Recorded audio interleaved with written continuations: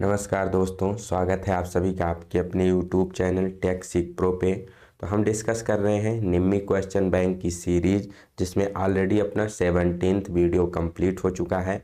आज की अपनी ये 18th नंबर की वीडियो है। अगर आप टर्नर फिटर मशीनिस्ट से हैं, किसी भी गवर्नमेंट एग्ज़ाम की तैयारी कर रहे हैं, तो ये वीडियो जो 18th वीडियो की प्लेलिस्ट हो चुकी है अभी तक, ये आपके लिए बहुत ही मोस्ट इम्पॉर्टेंट है। अभी जैसे रिसेंट का एग्ज़ाम की बात की जाए, NFL है, इसरो HSFC है, इसरो LPSC है, और जो भी आपके टेक्निकल एग्ज़ाम है, कोई भी टेक्निकल का एग्ज़ाम हो, चाहे रेलवे LP का हो, जहां भी आपका टेक्निकल क्वेश्चन पूछा जा रहा है Turner fitter machinist mechanical trade वालों के लिए, तो ये प्लेलिस्ट बहुत ही मोस्ट इम्पॉर्टेंट है। अगर आपने पिछले वीडियोस को नहीं देखा है तो डिस्क्रिप्शन में लिंक दिया गया है, वहां से जाकर के आप वीडियोस को देख सकते हैं।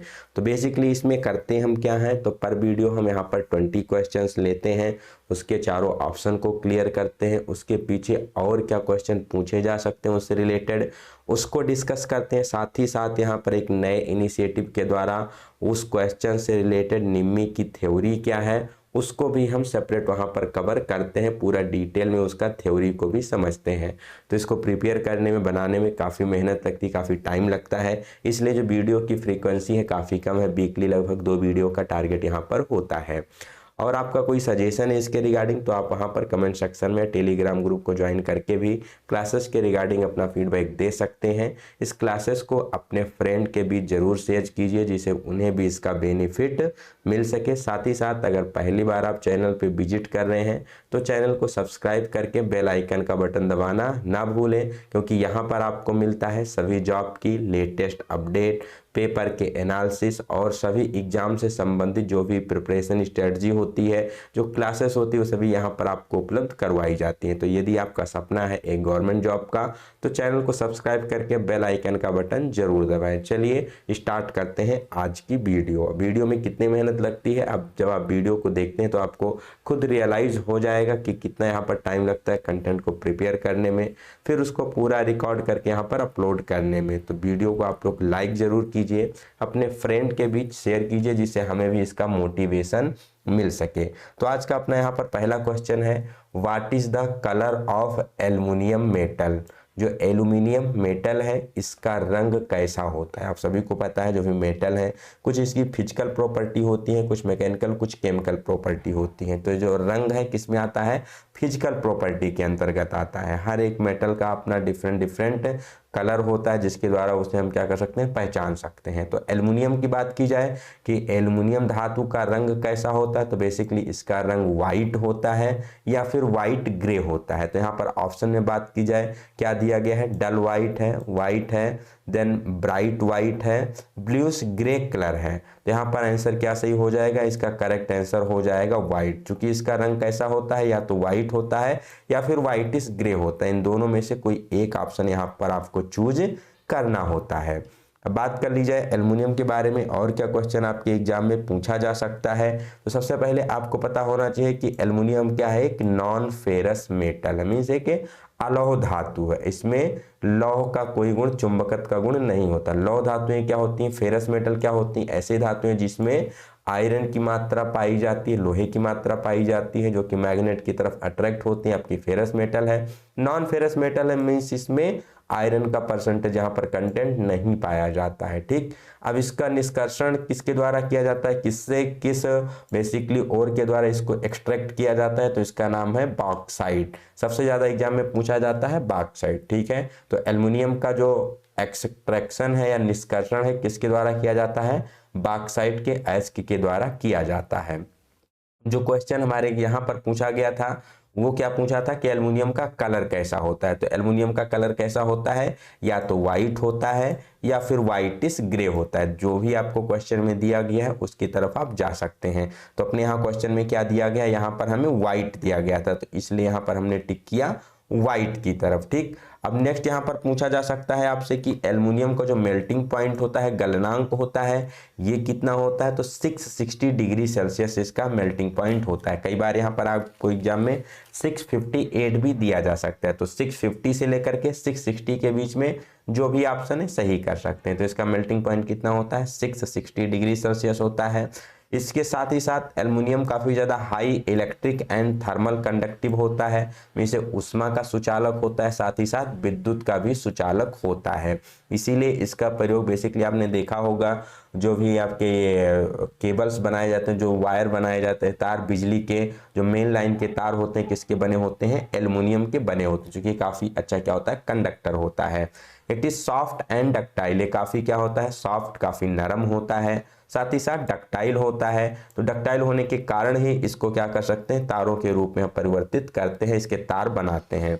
And has low tensile strength, और टेंसाइल स्ट्रेंथ क्या होती है? थोड़ी इसकी लो होती है। Aluminium is very widely use in aircraft industry and fabrication work because of it's lightness. Question पूछा जा सकता है कि एल्युमिनियम का प्रयोग एयरक्राफ्ट इंडस्ट्री में, जो भी आपकी एयरक्राफ्ट की बॉडी होती है, या फैब्रिकेशन वर्क में जो बड़े बड़े स्ट्रक्चर होते हैं उसकी बॉडी, जैसे बस हो गई, उसकी बॉडी को बनाने के लिए एल्युमिनियम का प्रयोग क्यों किया जाता है? क्योंकि क्या होता है? बहुत ही हल्का होता है, काफ़ी ज़्यादा लाइट वेट होता है, इसीलिए इसका प्रयोग यहाँ पर किया जाता है एयरक्राफ्ट इंडस्ट्री में या फिर फैब्रिकेशन वर्क में। अराउंड बात की जाए 2.7 इसकी क्या होती है? डेंसिटी होती है, काफ़ी ज़्यादा लाइट होता है। Its application in electrical industry is also on the increase, means इसका जो इलेक्ट्रिकल इंडस्ट्री में इसका उपयोग काफ़ी ज़्यादा बढ़ रहा है। यहाँ पर आपका एक क्वेश्चन हो सकता है कि अगर बात की जाए कंडक्टर की, जैसे ये इलेक्ट्रिक का कंडक्टर होता है, साथ ही साथ आपका थर्मल का कंडक्टर होता है, तो कॉपर भी हमारा इसके कंपेयर में ज़्यादा इलेक्ट्रिक का कंडक्टर होता है। तो फिर जो मेन आपके वायर्स होते हैं, केबल होते हैं, जो मेन लाइन में प्रयोग किए जा रहे हैं वहाँ पर मोटे मोटे तार, वो कॉपर के क्यों नहीं बनाए जाते? एल्युमिनियम के क्यों बनाए जाते हैं? क्योंकि कॉपर क्या होता है? काफ़ी ज़्यादा महंगी धातु है, इसलिए उसका प्रयोग हम वहाँ पर नहीं करते हैं, और ये काफ़ी सस्ती पड़ जाती है, इसलिए इसका प्रयोग किया जाता है। तो ये चीज़ आपको ध्यान में रखना है। चलते हैं अपने नेक्स्ट क्वेश्चन की तरफ। आशा करते हैं एल्युमिनियम से रिलेटेड सारा क्वेश्चन यहाँ पर आपको क्लियर हो गया होगा। क्या पूछा जाता है? एल्युमिनियम कैसा है? नॉन फेरस मेटल है। निष्कर्षण किससे किया जाता है? बॉक्साइट से किया जाता है। कलर व्हाइट है या फिर whitish grey. Melting point 660 degree Celsius. ठीक, काफ़ी ज़्यादा सॉफ्ट और डक्टाइल होता है। काफ़ी ज़्यादा लाइट वेट होने के कारण इसका प्रयोग फैब्रिकेशन वर्क के लिए किया जाता है। नेक्स्ट है what H denotes in the specification of grinding wheel. तो यहाँ पर एक ग्राइंडिंग व्हील का स्पेसिफिकेशन दिया गया है 32A46H8V। तो यहाँ पर पूछा गया इस स्पेसिफिकेशन का H का मतलब क्या है? H किसको डिनोट करता है? तो इसको अगर बात की जाए पर्टिकुलरली ग्राइंडिंग व्हील की स्पेसिफिकेशन में, तो यहाँ पर जो सबसे पहला लेटर होता है 32, और इसमें कई बार यहाँ पर बाद में भी एक लेटर होता है, तो किसको डिनोट करता है? वहाँ पर बेसिकली कंपनी के साइज को। इसको एक बार हम पूरा डिटेल में देख सकते हैं।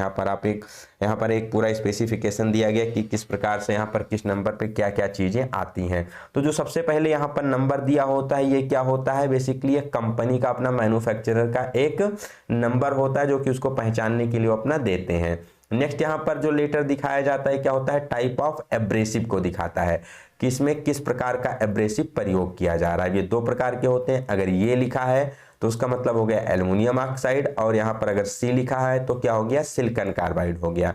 अब एब्रेसिव के बाद दूसरा नंबर किसका आता है? यहाँ पर ग्रेन साइज का आता है कि कौन सा वहाँ पर जो हम यहाँ पर एब्रेसिव व्हील प्रयोग कर रहे हैं उसका ग्रेन का साइज कितना है। जैसे यहाँ पर दिया गया है 36 नंबर दिया गया है, ठीक है। अब ग्रेन साइज की बात की जाए तो कई डिफरेंट प्रकार के ग्रेन साइज होते हैं। अगर 10 से लेकर के 10 to 14 नंबर के, 10 to 24 नंबर, 10 से 24 नंबर के बीच में दिया गया है, तो ये क्या है? कोर्स है। कोर्स का मतलब इसके कणों के बीच गैप क्या है? काफ़ी ज़्यादा, मतलब ये काफ़ी बड़ा है, ठीक है। काफ़ी बड़ा यहाँ पर ग्रेन साइज यूज किया जा रहा है। नेक्स्ट यहाँ पर आता है मीडियम, जो कि सबसे ज़्यादा यहाँ पर पूछा जाता है।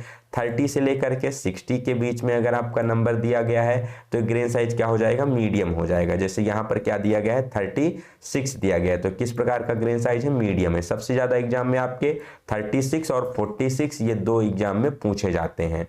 नेक्स्ट आता है फाइन। फाइन की रेंज क्या होती है? 80 to 180 है, तो आपका फाइन हो गया। वेरी फाइन में 220 से 600 के बीच रखा जाता है। तो पहला हो गया यहाँ पर आपका एब्रेसिव, ए हो गया एल्युमिनियम ऑक्साइड, सी हो गया सिलिकॉन कार्बाइड।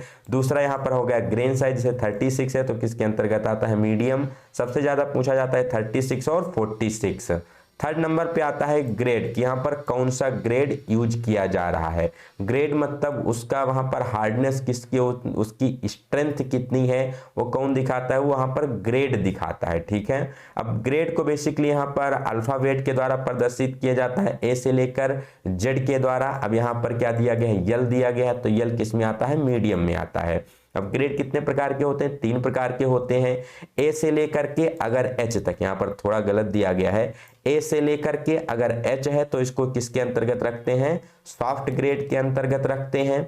आई से लेकर के अगर यहाँ पर बेसिकली यू तक दिया गया है तो ये किसके अंतर्गत आता है, मीडियम के अंतर्गत आता है। और उसके आगे यहाँ पर जेड तक किसके अंतर्गत आता है, हार्ड के अंतर्गत आता है। सबसे ज्यादा यहाँ पर एग्जाम में कौन सा पूछा जाता है, एच पूछा जाता है, और एच के बाद यहाँ पर कई बार एल और एम पूछ लिया जाता है। ठीक है, तो एच किसके अंतर्गत आता है, सॉफ्ट के अंतर्गत आता है। एल एम की बात की जाए तो मीडियम के अंतर्गत आता है।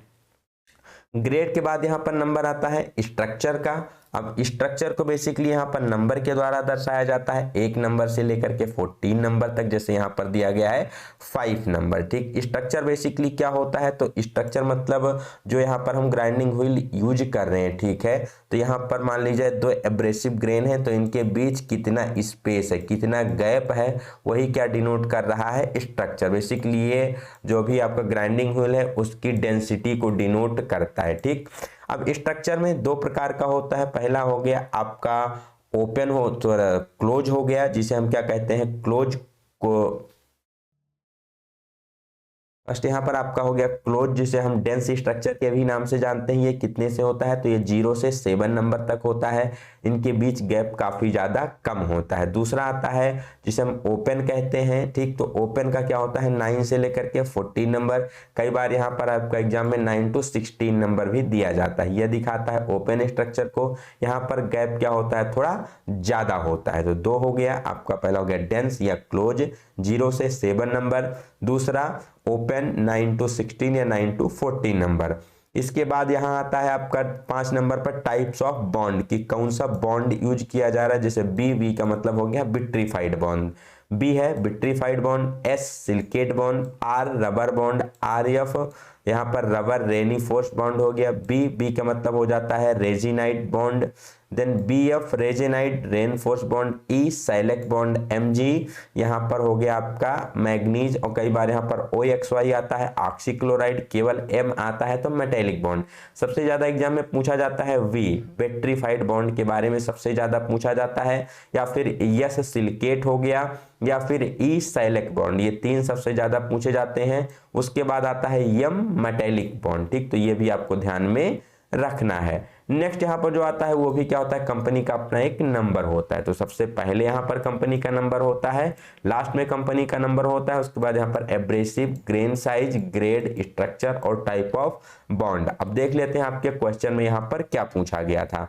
तो क्वेश्चन में पूछा गया था बेसिकली यहाँ पर आपके कि H का मतलब क्या है, तो H किसको दर्शाता है। तो बात की जाए A से लेकर के यहाँ पर जब हम Z लेटर तक की बात करते हैं तो ये किसको दर्शाता है, तो बेसिकली ये दर्शाता है ग्रेड को, कि यहाँ पर किस प्रकार का ग्रेड यूज किया जा रहा है। ठीक, और H क्या हो गया, H आपका हो गया सॉफ्ट ग्रेड के अंतर्गत आता है। ठीक, अब सबसे पहले 32 कंपनी हो गया, A मतलब एब्रेसिव, 46 मीडियम हो गया ग्रेन साइज, H जो उसका ग्रेड है सॉफ्ट ग्रेड हो गया, 8 नंबर यहाँ पर दिया गया है, तो 0 से 7 आपका डेंस होता है। ठीक, तो इसको भी आप इसको ओपन स्ट्रक्चर में रख सकते हैं। बी हो गया बैट्रीफाइड बॉन्ड। तो आशा करते हैं पूरा डिटेल में क्वेश्चन आपको क्लियर हो गया होगा। बढ़ते हैं अपने नेक्स्ट क्वेश्चन की तरफ। Why precision instruments are made of invar steel, जो भी प्रिसीजन इंस्ट्रूमेंट होते हैं ये इनवायर स्टील के क्यों बनाए जाते हैं।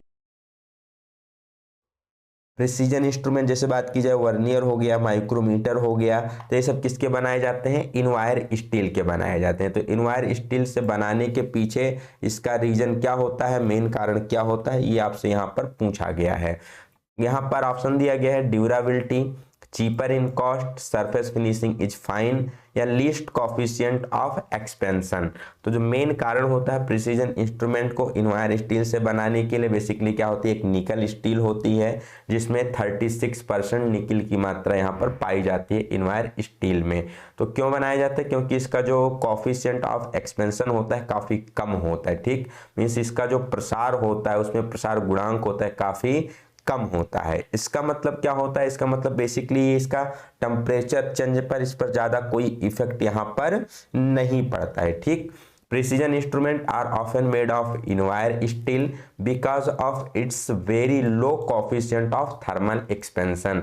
जो इसका थर्मल एक्सपेंशन का कॉफिशिएंट होता है काफ़ी ज़्यादा कम होता है, ठीक, जिसकी वजह से क्या होता है, इसका मतलब क्या होता है, which means it doesn't expand और contract much with temperature change। अगर टेम्परेचर तापमान में चेंज होता है, बढ़ता है या घटता है, तो इस पर ज़्यादा कोई इफेक्ट नहीं पड़ता है, इसके साइज में इफेक्ट नहीं पड़ता। जैसे कि आप सभी को पता है जो धातुएं होती हैं जब उसको गर्म किया जाता है टेम्परेचर ज़्यादा होता है तो फैलती हैं, टेम्परेचर कम होने पर सिकुड़ती हैं, बट जब उसका कॉफिशिएंट ऑफ एक्सपेंशन कम होता है तो इस पर कोई ज़्यादा इफेक्ट नहीं पड़ता। अब इसके पीछे बेसिकली दो कारण होते हैं। सबसे पहले आता है temperature stability, when the temperature change most of metal expand और कॉन्ट्रेस्ट, मीन्स जब टेम्परेचर बढ़ेगा तो एक्सपेंड करती है मेटल, टेम्परेचर घटने पर कॉन्ट्रैक्ट मतलब वो सिकुड़ती हैं, which can affect the accuracy of instrument. इससे क्या होता है, जो इंस्ट्रूमेंट है उसकी एक्यूरेसी यहाँ पर प्रभावित हो सकती है, उसकी एक्यूरेसी में इफेक्ट पड़ सकता है। Entire steel has minimal expansion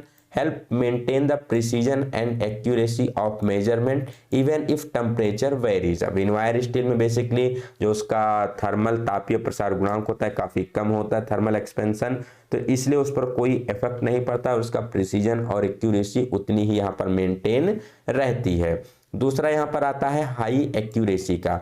For instruments like precision gauges, measuring tool and high accuracy devices, even small dimensional change can lead significant error। अगर मान लो यहाँ पर थोड़ा सा भी उसमें एरर आ जाए तो इससे काफ़ी ज़्यादा यहाँ पर पार्ट में इफेक्ट पड़ सकता है। So invar steel ensure that these instrument stay consistent in size resulting in more reliable measurement. तो इनवायर स्टील में बेसिकली कोई भी ऐसा यहाँ पर प्रसार नहीं होता, कोई भी एरर नहीं आती है, जिससे वहाँ पर वो इंश्योर करता है कि जो भी आपके मेजरिंग इंस्ट्रूमेंट है उसकी एक्यूरेसी, उसकी प्रिसीजन उतनी ही बनी रहती है। Therefore, using inwire steel help to maintain measurement accuracy in different environmental condition, making it ideal for precision instrument. इसलिए जो यहाँ पर इनवायर स्टील है इसका प्रयोग किया जाता है इंस्ट्रूमेंट्स बनाने के लिए, मेजरिंग इंस्ट्रूमेंट डिफरेंट इन्वायरमेंट में इसको प्रयोग कर सकते हैं, इसमें कोई भी यहाँ पर इफेक्ट नहीं होता है, तो प्रिसीजन इंस्ट्रूमेंट के लिए एक आइडियल मेटल होता है। तो आशा करते हैं डिटेल में आपको चीज़ें क्लियर हो गई होंगी। बढ़ते हैं अपने नेक्स्ट क्वेश्चन की तरफ। Calculate the reading of vernier micrometer. तो यहाँ पर बेसिकली एक वर्नियर माइक्रोमीटर दिखाया गया है, आपको इसकी रीडिंग कैलकुलेट करनी है कि इसकी रीडिंग कितनी है। तो वर्नियर माइक्रोमीटर क्या होता है, आप सभी को पता है, जो नॉर्मल माइक्रोमीटर होते हैं वो कितनी एक्यूरेसी में मेजर करते हैं, तो 10 माइक्रोन 0.01 mm के एक्यूरेसी में क्या कर सकते हैं, मेजर कर सकते हैं। जब इससे हमें ज़्यादा एक्यूरेसी चाहिए होती है तो यहाँ पर हम किसका यूज करते हैं, वर्नियर माइक्रोमीटर का यूज करते हैं, जो कि 0.001 मीन्स 1 माइक्रोन की एक्यूरेसी में मेजरमेंट यहाँ पर ले सकता है। इसमें एक्स्ट्रा क्या होता है, तो यहाँ पर जो बैरल है इस पर आप देख पा रहे होंगे एक एक्स्ट्रा यहाँ पर वर्नियर ग्रेजुएशन बनी होती है, यही इसमें एक एक्स्ट्रा होता है कंपेयर टू नॉर्मल माइक्रोमीटर। बाकी यहाँ पर क्या होती हैं, चीज़ें सेम होती हैं। तो इसको हम देख लेते हैं कि किस प्रकार से यहाँ पर बेसिकली इसकी रीडिंग ली जाती है। तो यहाँ पर आप देख सकते हैं पूरा डिटेल में इसको यहाँ पर समझाया गया है। तो सबसे पहले आपको क्या देखना होता है, तो सबसे पहले यहाँ पर आपको देखना होता है जो आपका मेन स्केल है, ठीक, कि जो यहाँ पर मेन स्केल है उसमें कितना रीडिंग है। तो मेन स्केल बात कीजिए, यहाँ पर आप स्लीव या बैरल पर देख सकते हैं, तो यहाँ पर 0 हो गया, फिर 5 हो गया, यहाँ पर 10 है, तो 5 और 10 के बीच में छोटे छोटे ग्रेजुएशन मतलब 5, 6, 7, 8, 9, तो यहाँ पर 10 के पहले क्या है, 9 है, मीन्स 9, टोटल 9 यहाँ पर मेन स्केल डिवीजन यहाँ पर है, ठीक। तो मेन स्केल डिवीजन की रीडिंग कितनी है, यहाँ पर 9 है। देन देख लेते हैं कि हमारा हाफ डिवीजन कितना यहाँ पर क्रॉस किया है स्लीव या बैरल पर। तो हाफ डिवीजन मीन्स नीचे वाला आपको देखना है, जैसे यहाँ पर ऊपर जो 1 mm है उसके बीच इसको 2 भागों में बांटा जाता है 0.5 में। तो यहाँ पर ये आपका हो गया 9 तो मेन स्केल। सब स्केल की बात की जाए तो यहाँ पर एक ग्रेजुएशन सब स्केल में भी आपकी है, तो यहाँ पर हाफ डिवीजन की वैल्यू कितनी हो गई, 1 हो गई। अब हम देखते हैं कि थिम्बल पर कितने डिवीजन यहाँ पर जो डेटम लाइन के साथ मैच कर रहे हैं, ठीक है, डेटम लाइन को क्रॉस कर गए हैं, कितने डिवीजन। तो यहाँ पर आप देख पा रहे हैं ऊपर है 0, नीचे है 45, तो 45 के बाद क्या आता है 46 आता है। तो 46 यहाँ पर थिम्बल डिवीजन 0 को क्रॉस कर गए हैं। देन देखते हैं कि जो यहाँ पर वर्नियर स्केल है उसका कौन सा डिवीजन थिम्बल के डिवीजन के साथ यहाँ पर मैच कर रहा है, ठीक। तो इसके लिए आपको देखना होगा यहाँ पर इस फिगर को। तो यहाँ पर अगर आप सही से देख पा रहे होंगे तो यहाँ पर है 0, 0 के बाद 1, 1 के बाद 2, 2 के बाद यहाँ पर जो 3 नंबर वाली लाइन है इसको डार्क किया गया है। तो इसका मतलब क्या है, यहाँ पर वर्नियर की जो तीसरी लाइन है वो यहाँ पर हमारे थिम्बल के डिवीजन के साथ मैच कर रही है। तो वर्नियर की रीडिंग कितनी हो जाएगी, तो वर्नियर में यहाँ पर आपका डिवीजन हो जाएगा 3 डिवीजन, थर्ड डिवीजन। अब इसको कैलकुलेट कैसे करते हैं, तो कैलकुलेट करने के लिए सबसे पहले आपको देखना होगा जो माइक्रोमीटर है इसकी रेंज कितनी है, क्योंकि रेंज के लिए यहाँ पर आपको उसकी जो 0 रीडिंग है उसको भी जोड़ना होता है। मान लो ये 50 to 75 होता तो सबसे पहले यहाँ पर 50 आपको इनिशियल में जोड़ लेना होता, बट यहाँ पर जो दिया गया है माइक्रोमीटर ये कैसा दिया गया है, तो ये 0 से 25 दिया गया, क्योंकि यहाँ पर स्टार्टिंग किससे हो रही, 0 से हो रही है। अगर यही 25 से होती तो क्या होता, 25 to 50 हो जाता। तो यहाँ पर 0 रीडिंग हमारी कुछ नहीं रहेगी, क्योंकि ये किससे स्टार्ट हो रहा है, 0 से ही स्टार्ट हो रहा है। अब कैलकुलेशन कर लेते हैं। तो सबसे पहले यहाँ पर फुल स्केल की वैल्यू कितनी है, 9 है। अब यहाँ पर जो मेन स्केल है इसकी एक्यूरेसी कितनी होती है, तो 1 mm होती है। 9 को 1 mm से मल्टीप्लाई करेंगे कितना आ जाएगा, 9 mm आ जाएगा। देन यहाँ पर देखना है जो हाफ mm डिवीजन है, ठीक है, यहाँ पर नीचे जो दिख रहा है ये कितना है, यहाँ पर 1 ग्रेजुएशन है, उसकी रीडिंग कितनी, उसकी एक्यूरेसी कितनी होती है, तो 0.5 होती। 0.5 को 1 से मल्टीप्लाई करेंगे 0.5 आ जाएगा। नेक्स्ट यहाँ पर देखना है हमें थिम्बल डिवीजन की, थिम्बल डिवीजन कितने क्रॉस कर गए हैं 0 को, तो 46 क्रॉस कर गए हैं, और थिम्बल की एक्यूरेसी कितनी होती है, 0.01 होती है। मल्टीप्लाई करेंगे तो 0.46 हो जाएगा। देन यहाँ पर देखना है जो आपका वर्नियर डिवीजन है वो कौन सा वर्नियर डिवीजन थिम्बल डिवीजन के साथ मैच कर रहा है, तो थर्ड डिवीजन है, और उसकी एक्यूरेसी कितनी होती है वर्नियर स्केल की, तो उसकी एक्यूरेसी होती है 1 माइक्रोन 0.001 mm। मल्टीप्लाई करेंगे 3 से तो 0.003 आ जाएगा। अब इस टोटल को हमें क्या कर लेना है, ऐड कर लेना है। तो यहाँ पर जब ऐड करेंगे 9 में 0.5 ऐड करेंगे 9.5 हो जाएगा, 0.46 ऐड करेंगे तो 9.96 हो जाएगा, उसमें 0.003 ऐड करेंगे तो टोटल 9.963 mm यहाँ पर इसकी करेक्ट रीडिंग हो जाएगी। कितनी हो जाएगी, 9.963 mm। करना क्या होता है, सबसे पहले यहाँ पर आपको मेन स्केल रीडिंग देखनी होती है, ठीक, फिर उसके बाद क्या देखनी होती है, यहाँ पर सब स्केल की रीडिंग देखनी होती है। देन यहाँ पर आपको थिम्बल ग्रेजुएशन देखने होते हैं, उसके बाद यहाँ पर वर्नियर ग्रेजुएशन देखने होते हैं। मेन स्केल को 1 से मल्टीप्लाई करना है, सब स्केल को 0.5 से मल्टीप्लाई करना है, जो यहाँ पर थिम्बल डिवीजन है 0.01 से मल्टीप्लाई करना है, वर्नियर स्केल है 0.001 से मल्टीप्लाई करना है। टोटल यहाँ पर ऐड कर लेना है, आपको यहाँ पर उसकी रीडिंग मिल जाएगी। तो इसका करेक्ट आंसर कितना हो जाएगा, तो करेक्ट आंसर हो जाएगा 9.963 mm इसका करेक्ट आंसर हो जाएगा। बढ़ते हैं अपने नेक्स्ट क्वेश्चन की तरफ। आशा करते हैं क्वेश्चन आपको समझ में आया होगा, कोई भी डाउट वहां पर नहीं रह गया होगा। नेक्स्ट क्वेश्चन है, why limestone serve as flux added to the ore in blast furnace. Blast furnace में डाले गए अयस्क ओर में चूने के पत्थर लाइम स्टोर को हम फ्लक्स के रूप में क्यों प्रयोग करते हैं। तो बेसिकली यहाँ पर पूछा जा रहा है जब ब्लास्ट फर्नेस के द्वारा स्मेल्टिंग प्रोसेस की जाती है आयरन ओर से, यहाँ पर जब पिग आयरन बनाते हैं तो उस केस में फ्लक्स के रूप में प्रयोग करते हैं लाइम स्टोन का। तो लाइम स्टोन का पर्पज क्या होता है, क्यों यूज किया जाता है, यही यहाँ पर क्वेश्चन पूछा गया है। आपके पास ऑप्शन है to form the molten slag, to supply the oxygen, to burn the carbon in the coke, to increase the melting point of the ore. तो बेसिकली लाइमस्टोन के 2 पर्पज होते हैं। सबसे पहला पर्पज होता है कि जो भी वहां पर ओर है उसके मेल्टिंग पॉइंट को क्या करता है, वो कम करता है, वहां पर डिक्रीज करता है। यहाँ पर इंक्रीज दिया गया है तो इसलिए ये वाला आपका ऑप्शन गलत हो जाएगा। ये वैसे इससे रिलेटेड नहीं है। अब यहाँ पर एक और आता है कि उसके गलनांक को कम करने के साथ साथ वहाँ पर उसके अशुद्धियों की जो उसमें इम्प्योरिटीज होती हैं उसको भी एक स्लैग के रूप में बाहर निकालने का काम करता है। तो करेक्ट आंसर क्या हो जाएगा, to form molten slag. Molten slag बनाने के लिए इसका यूज किया जाता है। क्या क्या यूज होगा, दो यूज होगा, जो ओर का मेल्टिंग पॉइंट है उसको डिक्रीज करेगा और यहाँ पर मोल्टन स्लैग यहाँ पर बनाएगा, मतलब जो अशुद्धियां हैं उसको बाहर निकालने का काम करेगा लाइम स्टोन। तो अगर बात की जाए यहाँ पर स्मेल्टिंग प्रोसेस की, जिसको किसके द्वारा किया जाता है, ब्लास्ट फर्नेस के द्वारा किया जाता है। और ब्लास्ट फर्नेस में क्या तैयार किया जाता है, पिग आयरन यहाँ पर तैयार किया जाता है। तो उसमें बेसिकली तीन चीजें मिलाई जाती हैं एक रेशियो में। सबसे पहले वहाँ पर आपका आयरन का ओर होता है, जो कोई भी हो सकता है, मैग्नेटाइट है, हेमेटाइट है, लिमोनाइट है, कार्बोनेट है। ठीक है, यहाँ पर सबसे ज्यादा पूछा जाता है मैग्नेटाइट और हेमेटाइट यहाँ पर पूछा जाता है, जो आयरन का ओर है। ठीक, नेक्स्ट यहाँ पर कोक यूज किया जाता है। तो कोक का काम क्या होता है, कोक का काम होता है यहाँ पर सफिशियंट एज ए फ्यूल के रूप में यूज किया जाता है। तो इसका काम होता है हीट देना, जो भी यहाँ पर आवश्यक ऊष्मा होती है, नेसेसरी हीट होती है, वो किसके द्वारा सप्लाई की जाती है, तो कोक के द्वारा सप्लाई की जाती है।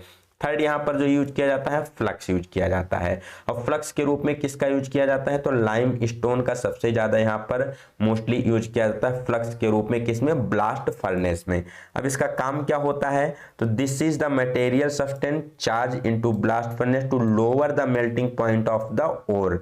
जो भी यहाँ पर ओर आपका यूज किया जा रहा है, हेमेटाइट है, मैग्नेटाइट है, उसका जो मेल्टिंग पॉइंट है उसको कम करने के लिए, साथ ही साथ it combines with the non metallic portion of the ore to form a molten slag. साथ ही साथ जो उसमें अशुद्धियां होती हैं, अलोह धातुओं की जो अशुद्धियां होती हैं, उसके साथ ये क्रिया करके यहाँ पर एक ऑक्साइड के रूप में फॉर्म करते हैं, उसको स्लैग के रूप में बाहर निकालने का काम करता है। तो आशा करते हैं क्वेश्चन क्लियर हो गया होगा। बढ़ते हैं अपने अगले क्वेश्चन की तरफ।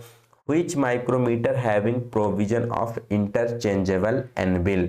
कौन सा माइक्रोमीटर होता है जिसमें एनबिल को चेंज किया जा सकता है। ठीक है, एनबिल को चेंज करने का किसमें प्रोविजन होता है, तो ये होता है आपका स्क्रू थ्रेड माइक्रोमीटर में। ठीक, स्क्रू थ्रेड माइक्रोमीटर का यूज क्यों किया जाता है, तो इफेक्टिव जो यहाँ पर थ्रेड होती है उसका इफेक्टिव डायमीटर या पिच डायमीटर चेक करने के लिए इसका प्रयोग किया जाता है। और इसमें अकॉर्डिंग टू थ्रेड की प्रोफाइल और पिच के अनुसार यहाँ पर इसके एनबिल को चेंज किया जा सकता है। डेप्थ माइक्रोमीटर यहाँ पर बेसिकली ब्लाइंड होल है, कोई स्लॉट है, ठीक है, तो उस कोई स्टेप है, उसकी डेप्थ को मेजर करने के लिए। इनसाइड माइक्रोमीटर आपका इनसाइड मेजरमेंट के लिए, आउटसाइड आपका एक्सटर्नल मेजरमेंट के लिए।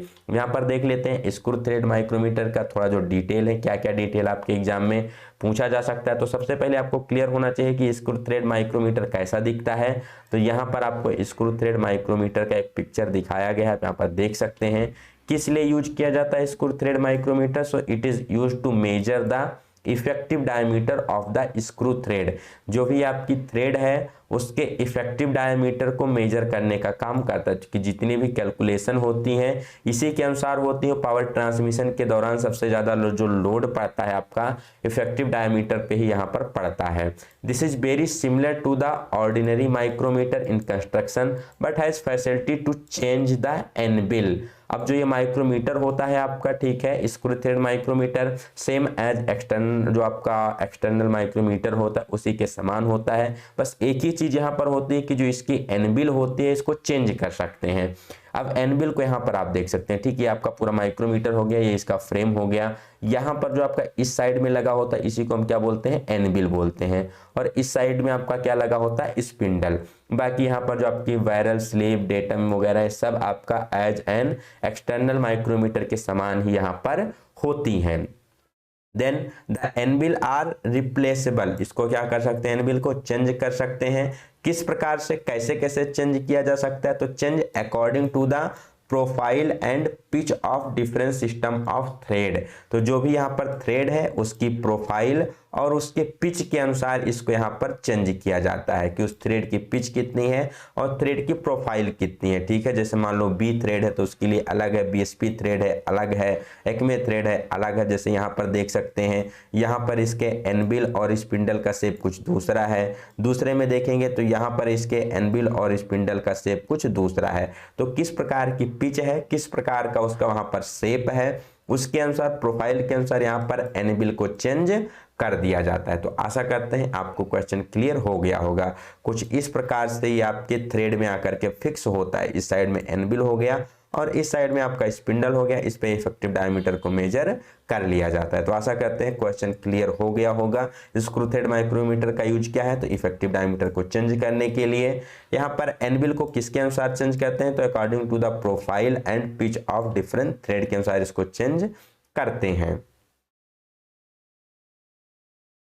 नेक्स्ट क्वेश्चन क्या पूछा गया है, which factor determine the selection of wire in screw thread micrometer. तो बेसिकली यहाँ पर पूछा गया है, जब स्क्रू थ्रेड माइक्रोमीटर का यूज किया जाता है तो यहाँ पर जो वायर का सिलेक्शन होता है वो किसके अनुसार किया जाता है, कौन सा फैक्टर वहाँ पर उसको इफेक्ट करता है। तो अभी हमने डिस्कस किया था किसके अनुसार चूज किया जाता है, type of thread and pitch. जो भी हम पिच यूज कर रहे हैं, ठीक है, जो भी थ्रेड का टाइप है उसी के अनुसार इसका चूज किया जाता है। तो type of thread and pitch के अनुसार यहाँ पर सिलेक्शन किया जाता है। अब बात किया जाए जब स्क्रू थ्रेड माइक्रोमीटर के द्वारा यहाँ पर रीडिंग ली जाती है, ठीक है, तो उसमें एक मेथड यूज किया जाता है जिसको कहा जाता है 3 वायर मेथड, ठीक है। 3 वायर मेथड के द्वारा यहाँ पर क्या होता है, थ्रेड की यहाँ पर पिच को मेजर किया जाता है, ठीक। तो सबसे पहला आपका हो गया था स्क्रू थ्रेड माइक्रोमीटर, जिसमें डिफरेंट प्रकार की एनबिल को चेंज करके स्पिंडल को चेंज करके कर लेते हैं। उसी में एक अटैचमेंट आता है आपका 3 वायर मेथड, जिसके द्वारा भी यहाँ पर इफेक्टिव डायमीटर को चेंज किया जाता है, चेक किया जाता है, सॉरी चेंज नहीं चेक किया जाता है। तो 3 वायर मेथड क्या होता है, this is method use 3 wires of the same diameter for checking the effective diameter and the flank form. The wire are finished with a high degree of accuracy. तो 3 wire method में basically क्या होता है, तो यहाँ पर 3 wires use किए जाते हैं जो कि सेम डायमीटर के होते हैं, काफ़ी ज़्यादा हाई डिग्री ऑफ एक्यूरेसी में फिनिश किए हुए होते हैं। और इसके द्वारा चेक क्या करते हैं, तो जो भी हम थ्रेड यूज कर रहे हैं उसका इफेक्टिव डायमीटर और उसका फ्लैंक, किस प्रकार का फ्लैंक है, उसके फॉर्म को चेक यहाँ पर करने का काम किया जाता है।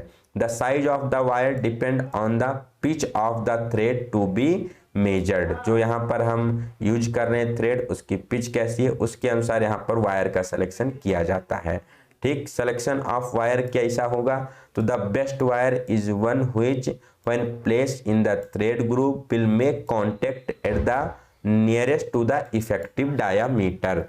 तो बेसिकली बेस्ट वायर कौन सा होगा, तो बेस्ट वायर ऐसा वायर होता है जिसको जब यहाँ पर थ्रेड पर रखते हैं तो उसके इफेक्टिव डायमीटर के आसपास कांटेक्ट करता है। यहाँ पर आप फिगर में देख पा रहे होंगे कि जब यहाँ पर हम वायर को रख रहे हैं थ्रेड के बीच में, तो यहाँ कहाँ पर कांटेक्ट कर रहा है, लगभग यहाँ पर बीच में, जो यहाँ पर पिच लाइन है उसी के आसपास ये आपका जो हम वायर यूज कर रहे हैं उसका कांटेक्ट होना चाहिए, ठीक। अब यहाँ पर किस प्रकार से चेक किया जा रहा है, यहाँ पर आपको फिगर में दिखाया गया है। क्वेश्चन क्या पूछा गया था, the selection of wire is based on which factor. किस प्रकार सेलेक्ट करते हैं, तो type of the thread and pitch to be measured. किस प्रकार की पिच है, किस प्रकार का टाइप ऑफ थ्रेड है, तो उसके अनुसार यहाँ पर वायर का डायमीटर सेलेक्ट किया जाता है। कैसे करते हैं, बेसिकली मोटा मोटा मेथड बात की जाए तो यहाँ पर 3 वायर यूज किए जाते हैं सेम डायमीटर के, ठीक है। अब जिस प्रकार की पिच है, टाइप ऑफ थ्रेड है, उसके अनुसार यूज किए जाते हैं। इसके पीछे एक कैलकुलेशन होता है, एक स्टैंडर्ड चार्ट भी होता है कि किस थ्रेड के लिए यहाँ पर कितने डायमीटर का जो वायर है उसको यूज करना चाहिए। ऐसा यूज करना चाहिए जो उसके पिच लाइन पे जाके कॉन्टेक्ट कर सके इफेक्टिव डायमीटर पे कांटेक्ट कर सके। अब यहाँ पर देख पा रहे होंगे 3 वायर बेसिकली यूज किए जाते हैं। तो यहाँ पर इस वायर को होल्ड करने के लिए वायर होल्डर आते हैं, जिसको यहाँ पर फिगर में दिखाया गया है, ठीक है। अब इस वायर होल्डर में प्रोविजन होता है, जो वायर यहाँ आपका एनबिल की साइड होल्ड करते हैं, यहाँ पर इसमें बेसिकली इस होल्डर में हम 2 वायर को होल्ड करते हैं, और जो यहाँ पर स्पिंडल की साइड पर होल्ड किया जाता है इसमें केवल 1 वायर को होल्ड किया जाता है। अब इस प्रकार से यहाँ पर आपको सिस्टेमेटिक डायग्राम दिखाया गया है। जो एनबिल की साइड है, माइक्रोमीटर का जो एनबिल है, इसमें 2 वायर यहाँ पर होल्ड किए गए हैं, और यहाँ पर जो स्पिंडल साइड है इसमें 1 वायर होल्ड किया गया है। दोनों पिच लाइन पर यहाँ पर कांटेक्ट कर रहे हैं और फाइनली यहाँ पर इसका हम थ्रेड का पिच मेजर कर लेते हैं कि कितनी उसकी पिच है। तो आशा करते हैं मेथड आपको समझ में आया होगा। तो आपको एग्जाम में पूछा जाता है कौन सा मेथड यूज किया जाता है इफेक्टिव डायमीटर को चेक करने के लिए, तो या तो स्क्रू थ्रेड माइक्रोमीटर ऑप्शन में हो या फिर हो 3 वायर मेथड, जो कि बहुत ही मोस्ट कॉमनली मेथड है जो कि यूज किया जाता है। Next question, what is measured with telescopic gauge. Telescopic gauge के द्वारा क्या चीज मेजर किया जाता है, इसको किस लिए यूज करते हैं, तो टेलीस्कोपिक गेज का यूज किया जाता है होल है, स्लॉट है या कोई रिसेस है, उसके डेप्थ को यहाँ पर मेजर करने के लिए यूज किया जाता है, ठीक है, उसकी विड्थ को मेजर करने के लिए यूज किया जाता है। होल, स्लॉट और रिसेस के साइज को मेजर करने के लिए इसका प्रयोग किया जाता है, किसका, टेलीस्कोपिक गेज का। यहाँ पर आपको टेलीस्कोपिक गेज का फिगर दिखाया गया है, किस लिए यूज करते हैं, तो measure the size of hole, slot and recess. कुछ इस प्रकार का आपका टेलीस्कोपिक गेज दिखता है, ठीक ऐसे होता है। अब इसमें इस मेजरमेंट बेसिकली क्या है, जहां पर भी आपको गेज शब्द आ जाए, क्या आ जाए, गेज वर्ड आ जाए, तो गेज का मतलब होता है ये इनडायरेक्ट मेजरमेंट लेता है, डायरेक्ट मेजरमेंट नहीं लेता है। अब इसको जब हम किसी होल, स्लॉट में कुछ इस प्रकार से यहाँ पर आपको यूज करते हुए दिखाया गया, जैसे इस स्लॉट की यहाँ पर विड्थ चेक करनी है। अब इसको चेक करने के बाद क्या करना है, इसकी रीडिंग को हमें माइक्रोमीटर पे ट्रांसफर करना होता है, वहां पर हम पता कर सकते हैं एग्जैक्टली कि ये रीडिंग क्या है। तो इसीलिए क्या है, आपका एक इनडायरेक्ट मेजरिंग है, ठीक, डायरेक्ट मेजर नहीं करता है। किसी भी होल, स्लॉट, रिसेस को मेजर करने के बाद इसकी रीडिंग को हमें माइक्रोमीटर पे ट्रांसफर करके चेक करना पड़ता है कि कितनी यहाँ पर इसकी रीडिंग है। अब कई बार यहाँ पर आपके एग्जाम में इससे रिलेटेड कुछ पार्ट के बारे में पूछ लिया जाता है, तो यहाँ पर इसका एक सिमेट्रिक डायग्राम दिखाया गया है, कट सेक्शन यहाँ पर आप देख सकते हैं। ऊपर क्या है, हैंडल है, देन यहाँ पर प्लंजर हो गया, फिक्स लेग हो गया, दोनों ये आपके क्या हो गए, मेजरिंग फेस हो गए।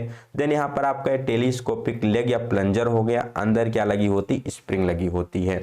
तो जो सबसे ज्यादा एग्जाम में पूछा जाता है वो स्प्रिंग पूछा जाता है, यहाँ पर जो आपको स्प्रिंग दिख रही है। देन यहाँ पर टेलीस्कोपिक लेग या प्लंजर पूछा जाता है, ये क्या होता है, ये अंदर की तरफ आता है, ठीक है, ये क्या होता है, मूवेबल होता है, अंदर बाहर एडजस्ट करता है। उसके बाद यहाँ पर प्लंजर लॉक के बारे में पूछा जाता है। 3 सबसे ज्यादा यहाँ पर आपके पूछे जाते हैं, टेलीस्कोपिक लेग, स्प्रिंग और प्लंजर लॉक। तो फिगर आपको एग्जाम में दे दिया जाता है और पूछ लिया जाता है एक्स से यहाँ पर मार्क किए गए पार्ट का नाम क्या है। तो उम्मीद करते हैं अगर टेलीस्कोपिक गेज से कोई भी क्वेश्चन आएगा तो आप यहाँ पर इजीली एग्जाम में कर पाएंगे। Moving to the next question, what is produce from blast furnace.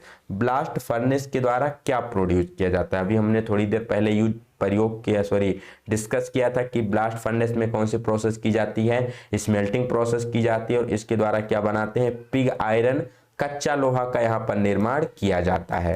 Cast iron cupola furnace के द्वारा, रॉट आयरन पुडलिंग फर्नेस के द्वारा, ठीक, या उसी में बेसिमर प्रोसेस भी होती है। स्टील होती है तो उसके लिए कई सारी वहां पर प्रोसेस यूज की जाती है। अब यहाँ पर आपको फिगर में एक ब्लास्ट फर्नेस का फिगर दिखाया गया, वहां पर हमने डिस्कस किया था ना, कोक हो गया, देन ओर हो गया, देन लाइन स्टोन हो गया। यहाँ पर देख सकते हैं इन तीनों की डिफरेंट लेयर होती है, ठीक है, एक रेशियो में इसको यहाँ पर एक लेयर बाय लेयर के रूप में इसको अरेंज किया जाता है। कोक क्या करता है, कोक हीट सप्लाई करता है और लाइम स्टोन क्या करता है, यहाँ पर ओर के मेल्टिंग पॉइंट को डिक्रीज करता है और स्लैग बनाने का काम करता है।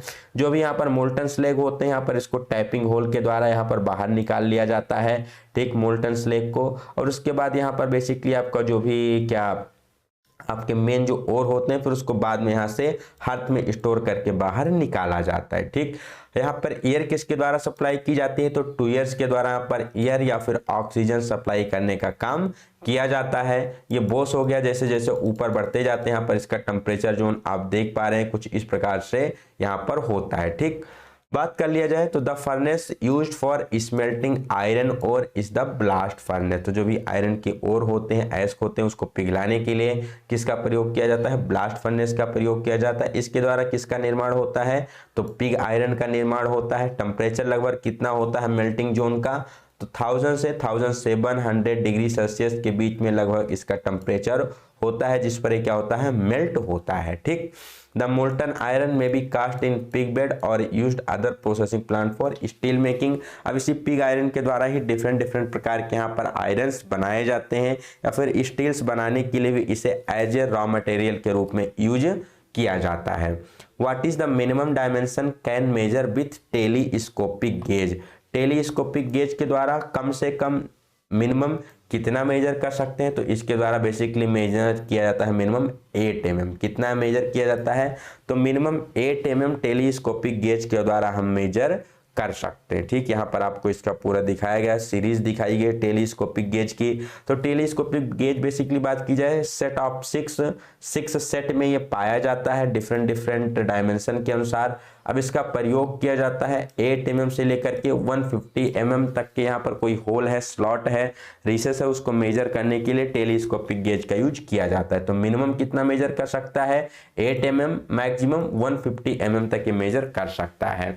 अब एज पर मिटिटो के अनुसार, मिटिटो क्या बेसिकली एक कंपनी है जो कि आपके प्रिसीजन इंस्ट्रूमेंट बनाती है, जैसे वर्नियर है, माइक्रोमीटर, ये सभी इसके द्वारा बनाए जाते हैं। अब यहाँ पर सीरीज की बात की जाए तो जो यहाँ पर नंबर 1 होता है 8 से 12.7 mm, देन 12.7 से 19 mm, 19 टू 32, देन 32 से 54, 54 से 90 mm, 90 से 150 mm। ये यहाँ पे आपकी बेसिकली 6 सीरीज होती है जो कि डिफरेंट डिफरेंट रेंज में पाई जाती है। ये बेसिकली इतना ज़्यादा नहीं पूछा जाता है, सबसे ज़्यादा यहाँ पर आपका रेंज ही पूछा जाता है। तो 8 mm से 150 mm तक मेजर करता है। इससे कम मेजर करना है 8 mm से, तो उसके लिए स्मॉल होल गेज का प्रयोग किया जाता है। नेक्स्ट क्वेश्चन भी आपका वही आ गया, sorry for telling in advance. Which gauge is used to measure below 8 mm dimension. 8 mm dimension से अगर आपको नीचे मेजर करना है, उससे कम मेजर करना है, तो किसका यूज किया जाता है, तो यहाँ पर यूज किया जाता है स्मॉल होल गेज का। ठीक, किसका यूज किया जाता है, स्मॉल होल गेज का। यहाँ पर आपको इसका फिगर दिखाया गया है स्मॉल होल गेज का। 8 mm से ज़्यादा मेजर करना है तो किसका यूज करेंगे, टेलीस्कोपिक गेज का यूज करेंगे। अब यहाँ पर बात की जाए स्मॉल होल गेज की, तो ये भी कई सारे रेंज में पाए जाते हैं। किस किस रेंज में उसको देख लेते हैं। सबसे पहले यहाँ पर आपको फिगर क्लियर होना चाहिए। फिगर में भी कई बार यहाँ पर आपको पूछ लिया जाता है। पार्ट ऊपर क्या होता है, हैंडल होता है, फिर उसके नीचे यहाँ पर आपकी थिम्बल होती है, प्लंजर लगा होता है, देन आपकी यहाँ पर आपकी हॉलो ट्यूब होती है, और नीचे यहाँ पर आपके बॉल्स लगे होते हैं। तो ऊपर जब यहाँ पर हैंडल के द्वारा, एचेट के द्वारा इसको हम घुमाते हैं, तो ये जो बॉल होते हैं ये बाहर की तरफ निकलते हैं, और बाहर की तरफ निकल के आपको वहाँ पर जो भी स्लॉट वगैरह उसके साथ क्या करते हैं, कांटेक्ट करते हैं, और इसकी फिर मेजरमेंट को हम लेते हैं। ठीक, तो telescopic gauge are not suitable measuring hole below 9 mm। अब 9 को आप 8 mm कह सकते हो। 8 mm से अगर नीचे मेजर करना है तो टेलीस्कोपिक गेज सुटेबल नहीं होते हैं। So for measuring smaller hole slot what we will be using, so we will be using small hole gauges। उसे 8 mm से कम मेजर करना है तो किसका प्रयोग करेंगे, स्मॉल होल गेज का यूज करेंगे। Small hole gauge are available in set of 4 number, 4 number के सेट में पाए जाते हैं, जो कि कहां से कहां तक रेंज में मेजर करते हैं, तो 3 mm से 13 mm तक के ये मेजर कर सकते हैं। अब सीरीज इसकी बात की जाए तो जो नंबर 1 होता है 3 to 5 mm है, नंबर दूसरा 5 to 7.5, थर्ड नंबर 7.5 से 10 mm, fourth number 10 to 13 mm।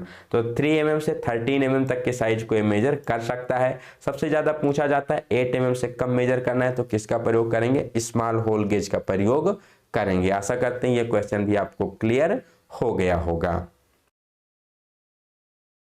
तो नेक्स्ट क्वेश्चन क्या पूछा गया है, which cast iron has the ability to minimize tool chatter in machine tool. तो कौन सा कास्ट आयरन होता है जिसमें बेसिकली एबिलिटी होती है कि मशीन टूल में चैटरिंग को कम कर सकता है। तो चैटरिंग किसके द्वारा कम की जाती है, तो इसका करेक्ट आंसर हो जाएगा ग्रे कास्ट आयरन। क्या हो जाएगा, ग्रे कास्ट आयरन में ऐसी एबिलिटी होती है कि इसका प्रयोग मशीन टूल्स वगैरह को बनाने के लिए किया जाता है। क्यों, क्योंकि उसकी चैटरिंग को क्या कर सकता है, कम कर सकता है। तो करेक्ट आंसर क्या हो जाएगा, ग्रे कास्ट आयरन हो जाएगा। इन डिटेल में हम डिस्कस कर लेते हैं यहाँ पर ग्रे कास्ट आयरन को क्या क्या उसकी और प्रॉपर्टीज होती हैं। तो सबसे पहले बात की जाए कास्ट आयरन की, तो कास्ट आयरन क्या होता है, आपका आयरन और कार्बन का एलॉय होता है, जिसमें कार्बन परसेंटेज कितनी होती है, 2 to 4%। इसमें यहाँ पर कार्बन की परसेंटेज आपकी पाई जाती है। तो क्वेश्चन में पूछा जाता है कि कास्ट आयरन में कार्बन परसेंटेज कितना होता है, तो 2 to 4% यहाँ पर होता है। कास्ट आयरन कई सारे प्रकार के होते हैं। सबसे पहला यहाँ पर आता है grey cast iron. Grey cast iron basically इसकी क्या प्रॉपर्टीज होती हैं, तो this is widely use for casting of machinery part and can be machined easily. तो ग्रे कास्ट आयरन को आसानी से मशीन कर सकते हैं, इसलिए इसका प्रयोग यहाँ पर कास्टिंग्स जो भी मशीनरी होती हैं उसके कास्टिंग्स बनाने के लिए इसका प्रयोग किया जाता है। Machine bases table slide ways are made of cast iron because it's dimensional stable after ये period of ageing.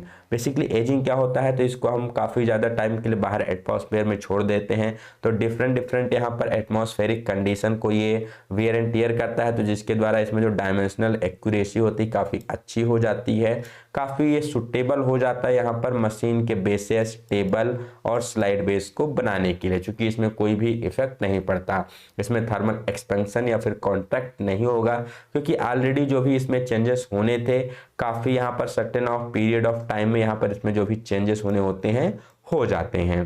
Because of its graphite content cast iron provide an excellent bearing and sliding surface.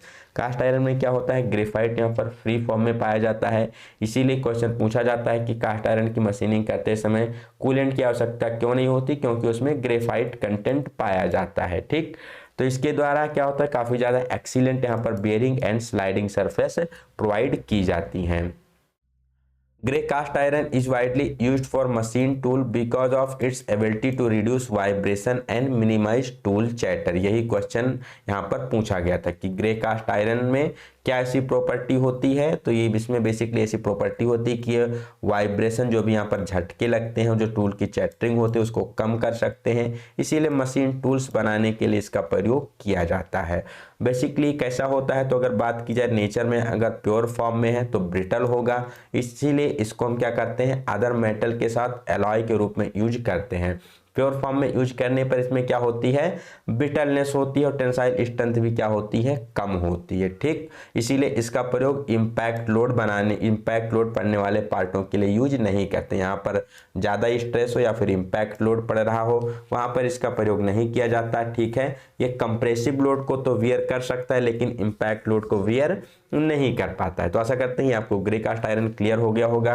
Basically इसमें क्या main property है, तो main property होती है कि graphite content के कारण ये क्या करता है, एक्सीलेंट यहाँ पर wearing and sliding surface provide करता है। ये क्वेश्चन पूछा जाता है कि जो मार्किंग ऑफ टेबल होती है क्यों बनाई जाती है ग्रे कास्ट आयरन की, जो कि इसमें एक्सीलेंट क्या होती है, bearing and sliding surface provide करने की प्रॉपर्टी होती है ग्रेफाइट कंटेंट के कारण। देन मशीन टूल्स क्यों बनाए जाते हैं इसके द्वारा, क्यों, क्योंकि इसमें प्रॉपर्टी होती है वाइब्रेशन को रिड्यूस करने की और टूल चैटर को मिनिमाइज करने की। तो ये था ग्रे कास्ट आयरन। अगर पूछा जाए बेल्डिंग कर सकते हैं ग्रे कास्ट आयरन की, नहीं कर सकते हैं, तो बेसिक की नॉर्मल कंडीशन में इसकी बेल्डिंग नहीं की जा सकती, लेकिन अगर इसे प्री हीटिंग किया जाए तो उसकी बेल्डिंग की जा सकती है। नेक्स्ट यहाँ पर कास्ट आयरन के टाइप में आता है व्हाइट कास्ट आयरन। तो this is very hard and very difficult to machine. White cast iron क्या होता है, काफ़ी ज़्यादा हार्ड होता है और काफ़ी ज़्यादा डिफिकल्ट होता है मशीन करने के लिए। इसी की वजह से इसका प्रयोग ऐसे कंपोनेंट्स बनाने के लिए करते हैं जहां पर आपको एब्रेशन रेजिस्टेंस चाहिए होता है, जहां पर आपको स्क्रैच रेजिस्टेंस चाहिए, उस पर काफ़ी जो बाहरी जैसे मान लो ये कोई कंपोनेंट है, ये काफ़ी ज़्यादा स्क्रैच यहाँ पर हो रहा है, कोई यहाँ पर स्लाइड हो रहे हैं, ठीक है, कोई कंपोनेंट, तो ऐसे पार्ट बनाने के लिए इसका प्रयोग किया जा सकता है। ठीक है, क्या कह सकते हैं, बेसिकली ये खरोच रोधी होता है। White cast iron is produced by lowering silicon content and by rapid cooling।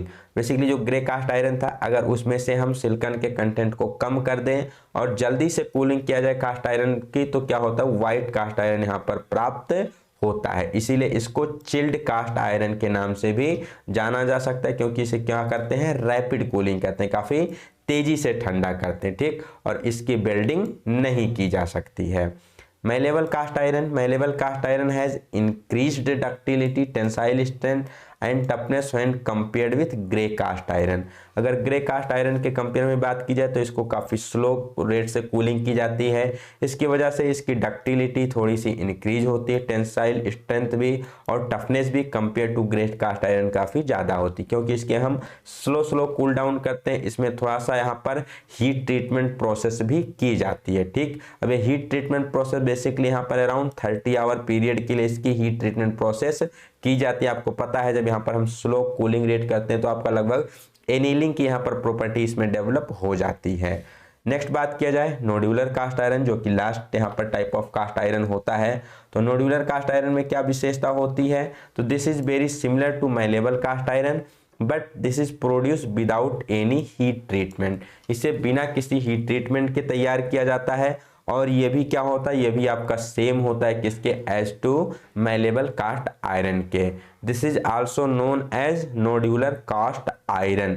ठीक, अब इसको और किस नाम से जानते हैं, तो इसको डक्टाइल आयरन या स्फोरोडाइल ग्रेफाइट आयरन के नाम से भी जानते हैं। This has good machinability, castability, resistance to wear, low melting point and hardness. इसमें काफ़ी अच्छी मशीनबिलिटी का गुण होता है, कास्टेबिलिटी अच्छी होती है, वियर रेजिस्टेंस होता है, मेल्टिंग पॉइंट भी काफ़ी कम होता है, हार्डनेस भी इसमें ठीक ठाक होती है। Moving to the next question, तो यहाँ से अब आपका कुछ लिमिट फिट टॉलरेंस के क्वेश्चन यहाँ पर पूछे गए हैं। इसको आप काफ़ी अच्छे से समझिएगा क्योंकि लिमिट फिट टॉलरेंस के यहाँ पर 1 से 2 क्वेश्चन हर एक एग्जाम में पूछ लिए जाते हैं। What is the name of fit, तो यहाँ पर आपको एक ग्राफिकल रिप्रेजेंटेशन दिया गया होल एंड सॉफ्ट का और पूछा गया यहाँ पर किस प्रकार की फिट दिखाई गई है। फिट बेसिकली क्या होती है, तो जो भी आपका पार्ट होता है, जो भी आपके दो असेंबली होते हैं, जैसे होल हो गया, सॉफ्ट हो गया, तो उसके बीच जो भी रिलेशनशिप होती है, कितना टाइटनेस है, कितना लूजनेस है, तो उसी को क्या कहते हैं, हम फिट कहते हैं। ठीक, अब फिट आपका अकॉर्डिंग टू क्लियरेंस के अनुसार वहाँ पर जो भी लूजनेस है, टाइटनेस है, उसके अनुसार 3 प्रकार की क्लियरेंस हो गया, इंटरफेरेंस हो गया, ट्रांजिशन हो गया। अब क्लियरेंस फिट में क्या होता है, यहाँ पर होल का साइज ज़्यादा होता है, साफ्ट का साइज कम होता है। इंटरफेरेंस में साफ्ट का साइज थोड़ा ज़्यादा होगा, होल का साइज थोड़ा कम होगा। ट्रांजिशन में क्या होता है, दोनों कंडीशन यहाँ पर हो सकती है, यहाँ पर उसका टॉलरेंस जोन ओवरलैप करता है। कमिंग टू द क्वेश्चन, अब यहाँ पर अगर आप देख पा रहे होंगे तो ये है साफ्ट और ये है होल।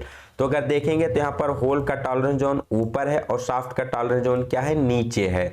ठीक, या कह सकते हैं होल का साइज बड़ा है और साफ्ट का साइज क्या है, छोटा है। तो इसमें क्या मिल रही है, आपको क्लियरेंस मिल रही है। तो ये कौन सी फिट हो जाएगी, क्लियरेंस फिट हो जाएगी। अगर इसको कंपेयर किया जाए जीरो लाइन के बेसिस में, तो यहाँ पर देखेंगे जो होल का टॉलरेंस जोन है ये ऊपर है और साफ्ट का टॉलरेंस जोन क्या है, नीचे है। तो ये कौन सी फिट हो जाएगी, तो एक क्लियरेंस फिट के अंतर्गत आ जाएगी। कैसे देखेंगे, तो यहाँ पर होल को देखो, यहाँ पर इस प्रकार से दर्शाया गया है और साफ्ट को उसके अपोजिट में दर्शाया गया है। तो होल का टॉलरेंस जोन ऊपर है, सॉफ्ट का टॉलरेंस जोन नीचे है। तो ये कौन सी फिट हो जाएगी, क्लियरेंस फिट हो जाएगी। क्लियरेंस फिट को हम थोड़ा डिटेल में देख लेते हैं। तो बेसिकली क्लियरेंस फिट में क्या होता है, तो इसमें होल का साइज बड़ा होता है कंपेयर टू साफ्ट के साइज के, इसलिए इसमें हमेशा क्या होता है, हमेशा पॉजिटिव अलाउंस मिलता है और हर एक केस में इसमें आपको क्लियरेंस ही मिलता है। दूसरे शब्दों में कहा जाए तो होल का जो सबसे छोटा से छोटा साइज है ये साफ्ट के बड़े से बड़े साइज से भी थोड़ा क्या होता है, बड़ा होता है। मतलब जो होल की लोअर लिमिट होती है ये साफ्ट की अपर लिमिट से भी बड़ी होती है। तो इस कंडीशन में कौन से फिट प्राप्त होती है, क्लियरेंस फिट प्राप्त होती है। या ग्राफिकल रिप्रेजेंटेशन में बात की जाए तो जो होल का टॉलरेंस जोन है ये साफ्ट के टॉलरेंस जोन से ऊपर होता है, एबव होता है। तो इस कंडीशन में क्या प्राप्त होती है, क्लियरेंस फिट यहाँ पर प्राप्त होती है।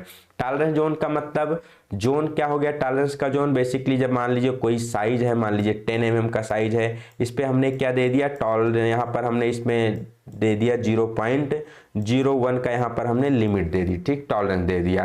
तो ये कितने में फिनिश हो सकता है, तो 9.9 इसकी मिनिमम लिमिट हो गई और 10.1 इसकी क्या हो गई, मैक्सिमम लिमिट हो गई।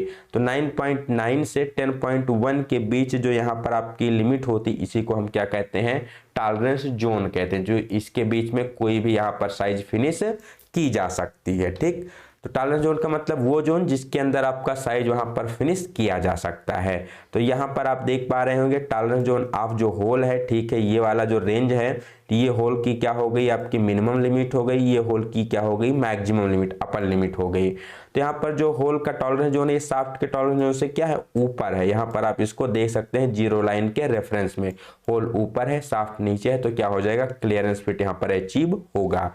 अब यहाँ पर अगर आपको कैलकुलेट करना है मैक्सिमम क्लियरेंस और मिनिमम क्लियरेंस, तो कैसे कैलकुलेट कर सकते हैं। मैक्सिमम क्लियरेंस मतलब सबसे ज्यादा गैप होना चाहिए। ज्यादा गैप कब होगा, जब होल का साइज बड़ा होगा और शाफ्ट का साइज छोटा होगा। तो मिनिमम क्लियरेंस और मैक्सिमम क्लियरेंस कैलकुलेट करने के लिए यहाँ पर फार्मूला यूज किया जाता है। कौन सा फार्मूला होता है, तो मैक्सिमम क्लियरेंस कैलकुलेट करना है तो आपको क्या चाहिए, होल की अपर लिमिट चाहिए, होल का सबसे बड़ा वाला साइज चाहिए और शाफ्ट का सबसे छोटा वाला साइज चाहिए। तो कह सकते हैं the difference between hole upper limit and shaft lower limit is called maximum clearance. Maximum clearance कैसे कैलकुलेट करेंगे, तो होल की अपर लिमिट लेंगे, शाफ्ट की लोअर लिमिट लेंगे, इसके बीच जो डिफरेंस आएगा वो हो जाएगा मैक्सिमम क्लियरेंस। इसी बीच में अगर आपको मिनिमम क्लियरेंस कैलकुलेट करना है तो गैप मिनिमम कब होगा, जब होल हमारा छोटा होगा और शाफ्ट क्या होगा बड़ा से बड़ा होगा।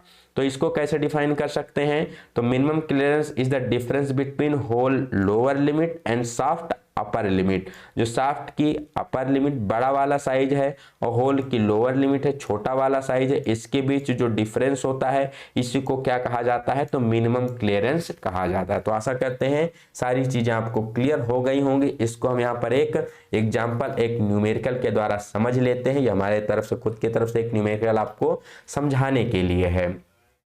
Find out the high limit size, low limit size, tolerance, minimum clearance, maximum clearance for the whole size 40 plus 0.025 plus 0.0 and shaft size is 40 minus 0.009 and minus 0.025। तो बेसिकली यहाँ पर एक होल का साइज दिया गया है और एक शाफ्ट का साइज दिया गया है। आपको कैलकुलेट करना है कि इसका अपर लिमिट क्या होगा, लोअर लिमिट क्या होगा, इसकी टॉलरेंस कितनी होगी।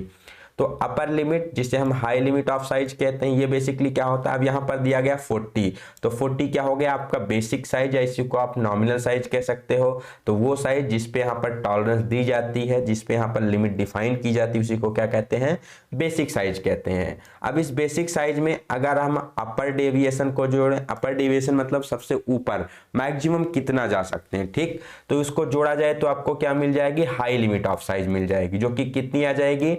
अब high limit of size hole कितनी हो जाएगी, या इसी को आप कह सकते हो अपर लिमिट, ठीक है। तो सबसे पहले होल के कंडीशन में देखते हैं, तो इसकी अपर लिमिट या हाई लिमिट ऑफ साइज कितनी हो जाएगी, तो 40 में आपको जोड़ना है 0.025, तो कितनी आ जाएगी 40.025, इसका पहला हो जाएगा, ठीक। तो ये क्या हो जाएगी, होल की अपर लिमिट हो जाएगी। अब यहीं पर होल की लोअर लिमिट देखनी है कि उसकी निचली या लो लिमिट ऑफ साइज कितनी होगी। तो 40 में यहाँ पर आपको लोअर वाला निचला डेविएशन जोड़ना है जो कि 0 है। तो 40 में 0 जोड़ने पर कोई इफेक्ट नहीं पड़ेगा, तो उसकी लोअर लिमिट क्या हो जाएगी, 40 ही हो जाएगी, 40.00। अब यहाँ पर पूछा गया है टॉलरेंस आपको बताना है। तो टॉलरेंस का मतलब क्या होता है, the difference between the maximum limit of size and minimum limit of size. Mean जो सबसे बड़ा साइज है और जो सबसे छोटा साइज है, इसके बीच डिफरेंस कितना होता है, इसी को क्या कहते हैं, टॉलरेंस कहते हैं। तो ये कितना आ जाएगा इसका डिफरेंस, तो इसका डिफरेंस आ जाएगा 0.025 mm। तो ये क्या हो जाएगा, होल के लिए टॉलरेंस हो जाएगा। अब यहाँ पर शाफ्ट के कंडीशन में देख लिया जाए कि शाफ्ट के लिए क्या हो जाएगा। तो शाफ्ट के लिए अगर अपर लिमिट बात की जाए तो यहाँ पर इसका दोनों डेविएशन माइनस दिया गया है, तो हमको माइनस करना पड़ेगा। 40 में से जब 0.009 को माइनस करेंगे तो कितना आएगा, तो यहाँ पर आएगा 39.991। कितना आ जाएगा, 39.991 यहाँ पर आपका निकल के आ जाएगा, ठीक। अब इसकी अगर लोअर लिमिट बात की जाए, मिनिमम लिमिट ऑफ साइज कितनी हो जाएगी, तो 40 में से आपको 0.025 माइनस करना होगा, तो कितना आ जाएगा 39 पॉइंट यहाँ पर आ जाएगा 975 आ जाएगा, ठीक। कितना आ जाएगा 49.975 यहाँ पर निकल के आ जाएगा। अब यहाँ पर अगर आपको शाफ्ट पे टॉलरेंस कैलकुलेट करनी है तो टॉलरेंस क्या होगा, the difference between the maximum limit of size and minimum limit of size. तो बड़े वाले अपर लिमिट में से लोअर लिमिट को माइनस कर दीजिए, आपको टॉलरेंस मिल जाएगा।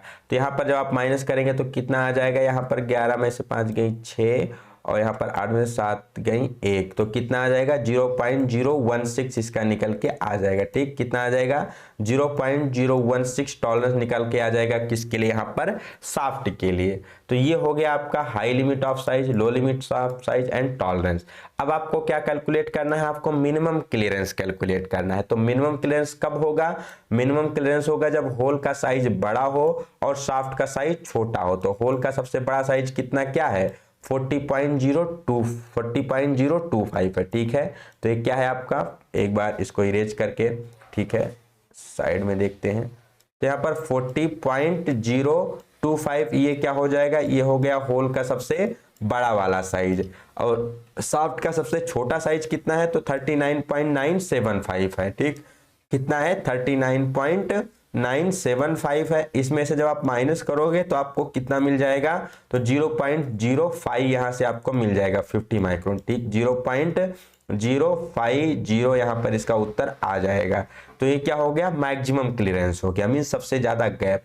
मैक्सिमम क्लियरेंस कैसे कैलकुलेट किए, उसके लिए हमने होल का अपर लिमिट लिया मैक्सिमम लिमिट ऑफ साइज और शाफ्ट का लोअर लिमिट लिया lower limit of size, minus किए तो हमारे पास कितना आ गया 0.050 आ गया, जो कि हो गई मैक्सिमम क्लियरेंस। अब नेक्स्ट आपको मिनिमम क्लियरेंस कैलकुलेट करनी है। तो मिनिमम क्लियरेंस के लिए क्या चाहिए, तो मिनिमम क्लियरेंस के लिए जो होल है वो सबसे छोटा साइज चाहिए और शाफ्ट सबसे बड़ा साइज चाहिए। तो होल का अब यहाँ पर ऊपर हम देख लेते हैं, अगर आपको कैलकुलेट करना है मिनिमम क्लियरेंस, तो मिनिमम क्लियरेंस के लिए होल का सबसे छोटा साइज कितना है 40 है, और इसमें से माइनस क्या करना है शाफ्ट के सबसे बड़े वाले साइज को। किसको माइनस करना है, शाफ्ट के सबसे बड़े वाले साइज 39.991 को माइनस करना है। तो जब 39.991 को माइनस करेंगे तो यहां से आपको कितना निकल के आ जाएगा, यहां से निकल के आ जाएगा 0.009 mm। ठीक है, तो यहां पर 9 माइक्रोन उत्तर इसका हो जाएगा। तो मैक्सिमम क्लियरेंस कितना हो जाएगा 50 माइक्रोन, मिनिमम क्लियरेंस कितना हो जाएगा 9 माइक्रोन। आशा करते हैं सारी चीजें आपको समझ में आई होंगी। कोई डाउट होता है कमेंट सेक्शन में पूछ सकते हैं, या फिर टेलीग्राम ग्रुप का डिस्क्रिप्शन में लिंक दिया गया है, उसको ज्वाइन करके वहां पर भी आप अपने डाउट को पूछ सकते हैं। यहाँ पर टोटल डाउट आपको क्लियर किया जाएगा, क्योंकि हर एक एग्जाम में आपके यहाँ पर टॉलरेंस पूछा ही पूछा जाता है। आपको यहाँ पर tolerance, minimum clearance, maximum clearance ये कैलकुलेट करने के लिए एक न्यूमेरिकल दिया ही दिया जाता है। तो आपको पता होना चाहिए किस प्रकार से सारी कैलकुलेशंस की जाती हैं। Moving to the next question. Next question क्या पूछा गया है, what is the term of algebraic difference between the size to its corresponding basic size. आकार के बीच के बीजगणितीय अंतर को उससे संबंधित मूल साइज और आकार में क्या कहा जाता है। Basically the difference between the difference between a size and corresponding basic size. Basically क्या है, यहाँ पर कोई एक आपका बेसिक साइज दिया गया है और फाइनल यहाँ पर कोई आपका एक साइज है, तो उस दोनों के बीच का जो डिफरेंस होता है इसको क्या कहा जाता है, तो इसको डेविएशन कहा जाता है। इसको क्या कहा जाता है, डेविएशन, विचलन कहा जाता है। तो बेसिकली इसका मतलब क्या है, मान लो यहाँ पर हमने ड्राइंग में कोई साइज दे दिया कि हमको कितना चाहिए 10 mm चाहिए। ठीक है, अब वहां पर जब हम बनाते समय उसको मेजर कर रहे हैं, पार्ट को टर्निंग करते समय, तो हमारा कितना आया 9.9 mm आया। ठीक, तो बेसिक साइज हमारा कितना था 10 था, अभी हमारी साइज कितनी आ रही 9.9 आ रही है। तो इसके बीच का डिफरेंस, इसमें डेविएशन कितना हो गया, कितना गैप हो गया 0.1 का हो गया। तो इसी को क्या कहा जाता है, डेविएशन कहा जाता है। इसको भी हम इन डेप्थ समझ लेते हैं कि बेसिकली डेविएशन का मतलब क्या होता है, कितने टाइप क्या होते हैं और इससे क्या क्या क्वेश्चन एग्जाम में पूछे जा सकते हैं। तो सबसे पहले आपको यहाँ पर जो क्वेश्चन में पूछा गया तो क्या पूछा गया था, बेसिकली डेविएशन की डिफरेंस, यहाँ पर डेफिनेशन ही दे दी गई थी। तो डेविएशन क्या होता है, it is the algebraic difference between a size to its corresponding basic size. जो भी आपको बेसिक साइज दिया गया है और जो साइज है अभी प्रेजेंट में, उसके बीच जो डिफरेंस है उसी को डेविएशन कहते हैं। अभी आपका पॉजिटिव भी हो सकता है, मतलब प्लस में भी हो सकता है, निगेटिव माइनस साइड में भी हो सकता है, और यहाँ पर जीरो भी हो सकता है। जैसे 10 mm यहाँ पर साइज हमने बेसिक दिया था, अभी हम मेजर कर रहे हैं तो 10.1 आ रहा है, पॉजिटिव हो गया, 9.9 आ रहा है, नेगेटिव हो गया, 10 ही आ रहा है तो क्या हो गया, जीरो हो गया। अब इसके अनुसार यहाँ पर डेविएशन को 3 प्रकार से बांटा जाता है। एक होता है अपर डेविएशन, एक होता है लोअर डेविएशन, एक होता है यहाँ पर एक्चुअल डेविएशन। अब ये क्या होता है, इसको भी यहाँ पर आप इस ग्राफ के द्वारा समझ सकते हो। ठीक, तो सबसे पहले बात की जाए कि अपर डेविएशन क्या होता है। तो अपर डेविएशन को अगर यहाँ पर हम डिफाइन करें with respect to zero line, basically zero line क्या होती है, तो जब हम इस सभी चीजों को, सारे टर्म को यहाँ पर ग्राफ के रूप में डिनोट करते हैं, तो जीरो लाइन एक आपके एक स्ट्रेट हॉरिजेंटल लाइन होती है जो कि किसको दिखाती है, जो कि बेसिक साइज को यहाँ पर डिनोट करने का काम करती है जीरो लाइन। ठीक, तो अगर देखा जाए कि अपर डेविएशन का मतलब क्या होता है, अपर डेविएशन को कैसे डिफाइन करेंगे, तो it is the difference between the basic size and maximum limit of size. ठीक है, जो मैक्सिमम लिमिट ऑफ साइज है और बेसिक साइज है उसके बीच क्या डिफरेंस है, उसी को कहा जाता है अपर डेविएशन। मतलब जो बेसिक साइज हमने दिया था और जो सबसे बड़ा वाला साइज है उसके बीच कितना डिफरेंस है, वो क्या हो जाएगा, अपर डेविएशन हो जाएगा। देन नेक्स्ट टर्म यहां पर आता है लोअर डेविएशन। लोअर डेविएशन का मतलब होता है तो the difference between minimum limit of size. ठीक, क्या हो गया, the difference between minimum limit of size and basic size. ठीक, तो यहां पर जो बेसिक साइज दी गई है और मिनिमम लिमिट ऑफ साइज दी गई है, इसके बीच कितना डिफरेंस है, तो इसी को क्या कहा जाएगा, लोअर डेविएशन के नाम से जाना जाएगा।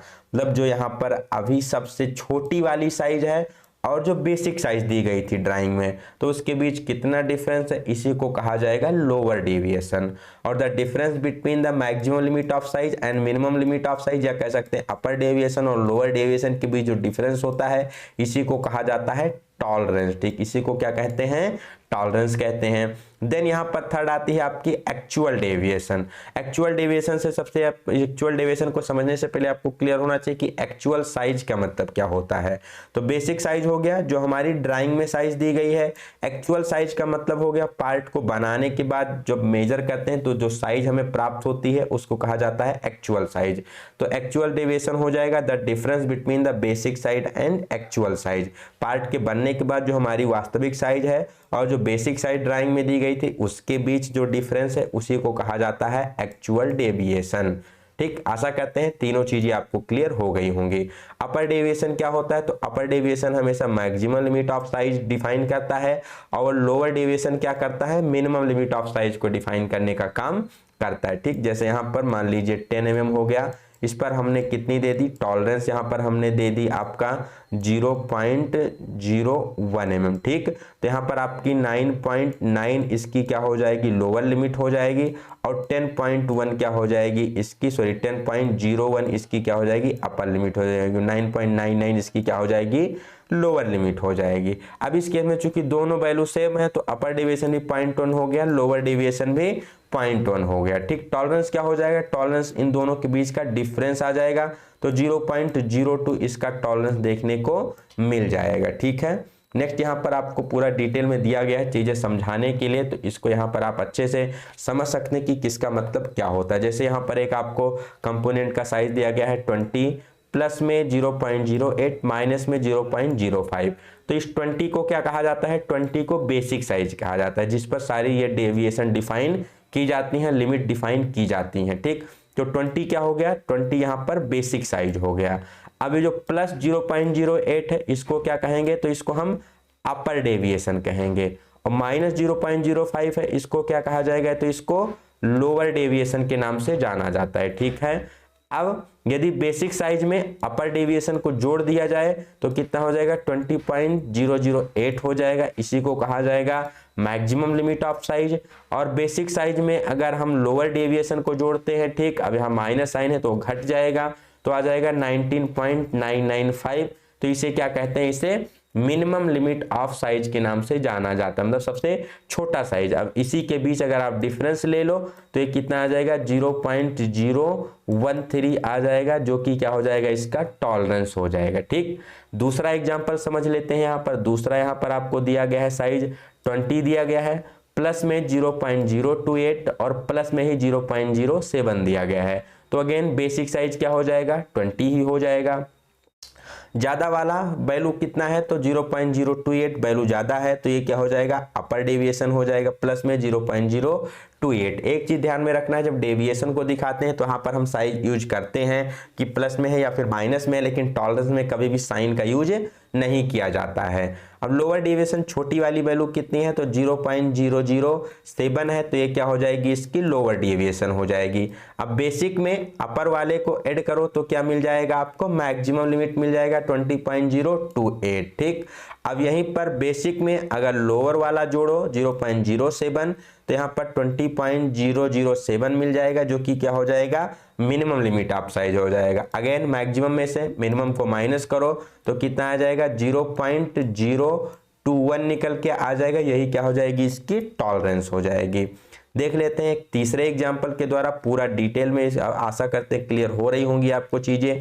यहाँ पर अगेन से एक एग्जाम्पल दिया गया है जिसमें बेसिक साइज क्या है, 20 दिया गया है। ठीक, नेक्स्ट यहाँ पर अपर डेविएशन कितना दिया गया है, ये भी माइनस में है, तो 0.012 इसका अपर डेविएशन हो जाएगा। लोअर डेविएशन कितना है, तो 0.021 इसका लोअर डेविएशन है। अपर क्या है, 12 है, और लोअर क्या है, 21 है। अब बेसिक में अगर अपर को जोड़ा जाए, ठीक, यहाँ पर माइनस है तो घट जाएगा, तो आ जाएगा 19.988, जो कि क्या हो जाएगा, इसका मैक्सिमम लिमिट ऑफ साइज हो जाएगा। मतलब इससे बड़ा यहाँ पर साइज नहीं हो सकता, इससे बड़ा गया तो आपका साइज रिजेक्ट है, आउट ऑफ लिमिट है।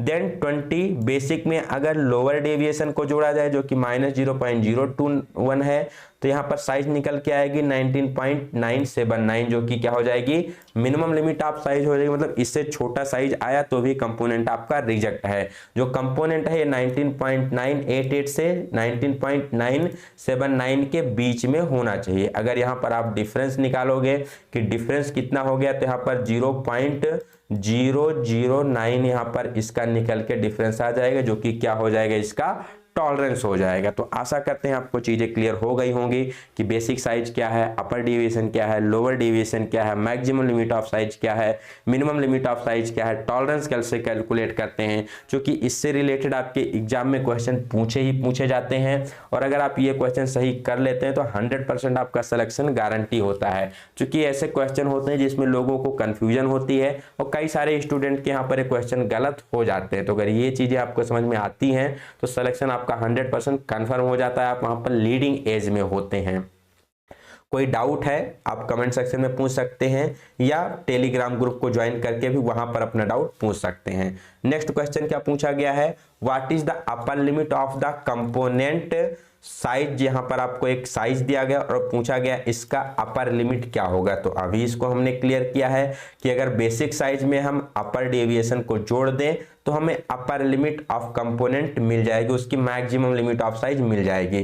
तो 20 में 0.008 को जोड़ेंगे तो कितना आएगा, 20.008 आएगा, ये इसकी क्या हो जाएगी, अपर लिमिट हो जाएगी। अगर यही लोअर लिमिट पूछा गया होता तो क्या करते, 20 में से हम 0.005 को माइनस करते तो 19.995 आपका क्या हो जाता है, यहाँ पर हो जाती है उसकी lower limit.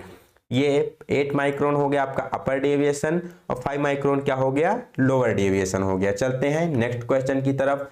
What is the term used to for the relationship exist between two matching part. तो इसको हमने आपको पहले ही क्लियर किया था जब हमने क्लियरेंस फिट स्टार्ट किया था कि दो मैचिंग पार्ट के बीच में जो भी यहाँ पर रिलेशनशिप होता है उसको क्या कहते हैं, तो उसको फिट के नाम से जानते हैं। उसको क्या कहते हैं, फिट कहते हैं। The relationship between two matching part, दो मैचिंग पार्ट है उसके बीच रिलेशनशिप का मतलब कितना क्लियरेंस है, कितना ट्रांजिशन है, उसी को क्या कहा जाता है, फिट कहा जाता है। उनके बीच कितना गैप है उसको क्या कहेंगे, फिट कहते हैं। कितने प्रकार की होती है, 3, क्लियरेंस, ट्रांजिशन, इंटरफेरेंस। टॉलरेंस क्या होती है, तो टॉलरेंस बेसिकली डिफरेंस होता है हाई लिमिट और लो लिमिट के बीच का। अब फिट की बात की जाए, इसको किस प्रकार से एक्सप्रेस किया जाता है और क्या क्या यहाँ पर डिटेल आपसे पूछी जाती है। तो सबसे पहले डिफिनेशन आपको क्लियर होना चाहिए, it is the relationship exist between two matching part. ठीक, अब वो मैचिंग पार्ट एक आपका मेल होगा, एक फीमेल, एक होल और एक शाफ्ट के बीच जो भी रिलेशनशिप होगा उसको क्या कहेंगे, फिट कहेंगे। ठीक, फिट को कैसे एक्सप्रेस किया जाता है, तो it is express by writing the basic size of the fit first, then basic size which common for both hand hole and shaft. Basically जो भी फिट में यहाँ पर बेसिक साइज यूज किया जाएगा वो होल और शाफ्ट दोनों के लिए क्या होगा, एक ही होगा। Followed by the symbol for hole and then for symbol for shaft. जैसे यहाँ पर दिया गया है 30H7G6, तो ये क्या हो गया, ये एक प्रकार की यहाँ पर फिट हो गई। ठीक, अब 30 क्या हो गया, यहाँ पर बेसिकली बेसिक साइज हो गया। H7 क्या हो गया, तो ये होल के लिए टॉलरेंस हो गया। G7 क्या हो गया, शाफ्ट के लिए टॉलरेंस हो गया। नेक्स्ट यहाँ पर इसको कुछ इस प्रकार से भी दर्शाया जा सकता है, यहाँ पर मेथड दिखाए गए कैसे लिखा जा सकता है। 30H7 यहाँ पर आपका स्लेश दिया गया था, यहाँ पर बीच में डैश दे दिया गया, या फिर इसी को आपको 30H7/G6 कुछ इस प्रकार से लिखा जा सकता है। तो तीन डिफरेंट यहाँ पर मेथड है जिसके द्वारा इसको लिखा जा सकता है। H7 क्या है, होल का टॉलरेंस है, जहां पर H उसके फंडामेंटल डेविएशन को दर्शाता है और 7 क्या होता है, टॉलरेंस ग्रेड को दर्शाता है। J ये शाफ्ट का फंडामेंटल डेविएशन है और 6 क्या है, यहाँ पर शाफ्ट का टॉलरेंस ग्रेड है। बेसिकली फंडामेंटल डेविएशन 25 प्रकार के होते हैं, जिसको यहाँ पर जो भी आपके अल्फाबेट होते हैं उसके द्वारा दर्शाया जाता है। कैपिटल लेटर दर्शाता है होल के फंडामेंटल डेविएशन को और स्मॉल लेटर दर्शाता है शाफ्ट के फंडामेंटल डेविएशन को। फंडामेंटल डेविएशन का मतलब बेसिकली जब यहाँ पर हम जीरो लाइन के कंपेयर में बात करते हैं तो जीरो लाइन के पास में जो भी यहाँ पर आपकी लिमिट होती है, जैसे आपकी अपर लिमिट हो गई, ये लोअर लिमिट हो गई। अब जीरो लाइन के पास में कौन सी लिमिट है उसी को क्या कहा जाता है, फंडामेंटल डेविएशन के नाम से जाना जाता है। ठीक, देन यहाँ पर जो आपके 7, 6 ये दिए गए हैं। ठीक है, अब यहाँ पर कैपिटल किसको दर्शाता है फंडामेंटल डेविएशन में, होल को, स्मॉल किसको दर्शाता है, शाफ्ट को। अब यहाँ पर बेसिकली जो यहाँ पर नंबर दिए गए हैं, ठीक है 6, 7 ये क्या होते हैं, टॉलरेंस ग्रेड होते हैं, जिसको हम अपकमिंग क्वेश्चन में यहाँ पर क्लियर करने वाले होते हैं। ठीक है, चलते हैं नेक्स्ट क्वेश्चन की तरफ। What is the least count of vernier micrometer. Vernier micrometer की लिस्ट काउंट क्या होती है, तो इसका एक क्वेश्चन ऑलरेडी आया था पहले। ठीक है, उसमें हमने क्लियर किया था इसकी लिस्ट काउंट क्या होती है, 0.001 mm इसकी लिस्ट काउंट होती है। 0.01 mm नॉर्मल जो आपका साधारण माइक्रोमीटर होता है उसकी लिस्ट काउंट होती है। 0.02 mm किसकी लिस्ट काउंट होती है, तो वर्नियर कैलिपर की लिस्ट काउंट होती है 0.02 mm।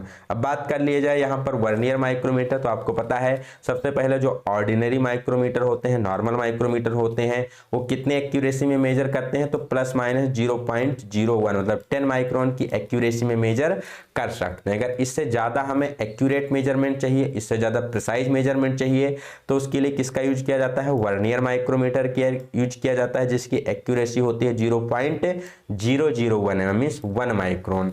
बेसिकली आपका सेम होता है कंस्ट्रक्शन में एज नॉर्मल माइक्रोमीटर। डिफरेंस इतना होता है कि इसके बैरल पे एक यहाँ पर आपकी वर्नियर ग्रेजुएशन बनी होती, यही केवल एक यहाँ पर एक्स्ट्रा होता है। बाकी अगर बात की जाए, कंपेयर किया जाए नॉर्मल माइक्रोमीटर से, तो क्या होता है, सेम कंस्ट्रक्शन में होता है। अब इसके पार्ट के बारे में भी आपके एग्जाम में कई बार क्वेश्चन पूछा जा सकता है। तो ये क्या हो गया, थिम्बल हो गया, इसके पीछे यहाँ पर क्या लगी होती है, रैचेट स्टॉप लगी होती है।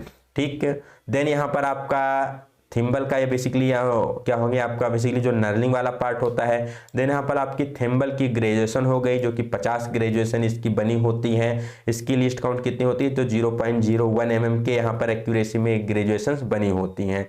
यहाँ पर स्लीव और बैरल हो गया, जिस पर मेन ग्रेजुएशन होती है ऊपर की साइड और सब ग्रेजुएशन होती है नीचे की साइड। मेन ग्रेजुएशन की एक्यूरेसी 1 mm, सब ग्रेजुएशन की एक्यूरेसी 0.5 mm होती है। देन यहाँ पर वर्नियर आ गया, वर्नियर स्केल, इसी की एक्यूरेसी को हमें क्या करना है, निकालना है। ठीक, तो यहाँ पर एक चीज आपको क्लियर होना चाहिए, यहाँ पर जो वर्नियर डिवीजन बने होते हैं, टोटल यहाँ पर 10 वर्नियर डिवीजन होते हैं। कितने वर्नियर डिवीजन होते हैं यहाँ पर आपके, टोटल 10 वर्नियर डिवीजन होते हैं। और ये यहाँ पर जब बात की जाए थिम्बल पर, तो थिम्बल पे 9 ग्रेजुएशन के बराबर होते हैं। तो यहाँ पर बेसिकली जो आपके वर्नियर ग्रेजुएशन कितने हैं, 10 हैं, और ये किसके बराबर होते हैं, तो थिम्बल पे 9 ग्रेजुएशन के बराबर होते हैं। ये चीज आपको ध्यान में रखना है, यहीं से हम इसके लिस्ट काउंट को फाइंड आउट करते हैं। तो जो वर्नियर है, 10 वर्नियर किसके बराबर है, 9 थिम्बल डिवीजन के बराबर है। किसके बराबर है, 9 थिम्बल डिवीजन के बराबर है। तो अगर हमें निकालना हो किसकी, एक की वैल्यू निकालनी हो, ठीक है, कि एक की वैल्यू कितनी हो जाएगी। ठीक, तो उसके लिए हम क्या करेंगे, तो उसके लिए हम डिवाइड कर लेंगे। अब उससे पहले यहाँ पर आपको पता होना चाहिए, जैसे ये 10 वर्नियर डिवीजन है तो इसकी वैल्यू कितनी हो जाएगी, तो ये बराबर है किसके, 9 थिम्बल डिवीजन के। ठीक, तो 9 थिम्बल डिवीजन के बराबर हो गया। अब एक थिम्बल डिवीजन की वैल्यू कितनी होती है, 0.01 होती है, तो इसको 9 से मल्टीप्लाई करेंगे, कितना आ जाएगा, 0.09 mm वैल्यू आ जाएगी। ठीक, अब यहीं पर हमें ये कितनी वैल्यू हो गई, ये हो गई 10 वर्नियर डिवीजन की वैल्यू। अगर एक वर्नियर डिवीजन की वैल्यू निकालना है तो इसको क्या करेंगे, हम 10 से डिवाइड कर देंगे, तो यहां पर कितना निकल के आ जाएगा, 0.009 mm निकल के आ जाएगा। ठीक, अब लीस्ट काउंट निकालने के लिए क्या करते हैं, तो लीस्ट काउंट निकालने के लिए एक थिम्बल डिवीजन में से एक वर्नियर डिवीजन को माइनस कर दो, तो 0.01 में से 0.009 को माइनस कर दो तो 0.001 mm निकल के आ जाता है, जो कि क्या हो जाती है, इसकी लीस्ट काउंट हो जाती है। तो आशा करते हैं क्वेश्चन आपको क्लियर हो गया होगा। मेन चीज क्या ध्यान में रखना है, यहाँ पर जो 10 वर्नियर ग्रेजुएशन होती है 9 थिम्बल डिवीजन के बराबर होती है। एक थिम्बल डिवीजन की वैल्यू 0.1 है तो 9 की वैल्यू 0.09 हो जाएगी। ठीक, अब यहाँ पर ये 10 की वैल्यू है, एक की वैल्यू निकालना है तो 10 से डिवाइड करेंगे तो 0.009 यहाँ पर निकल के आ जाएगी। लिस्ट काउंट निकालने के लिए एक थिम्बल डिवीजन में से एक वर्नियर डिवीजन को माइनस करेंगे, 0.001 आ गया। कई बार एग्जाम में पूछ लिया जाता है कि एक वर्नियर डिवीजन की वैल्यू कितनी होती है, तो कितनी होती है, 0.009 mm होती है। Moving to the next question.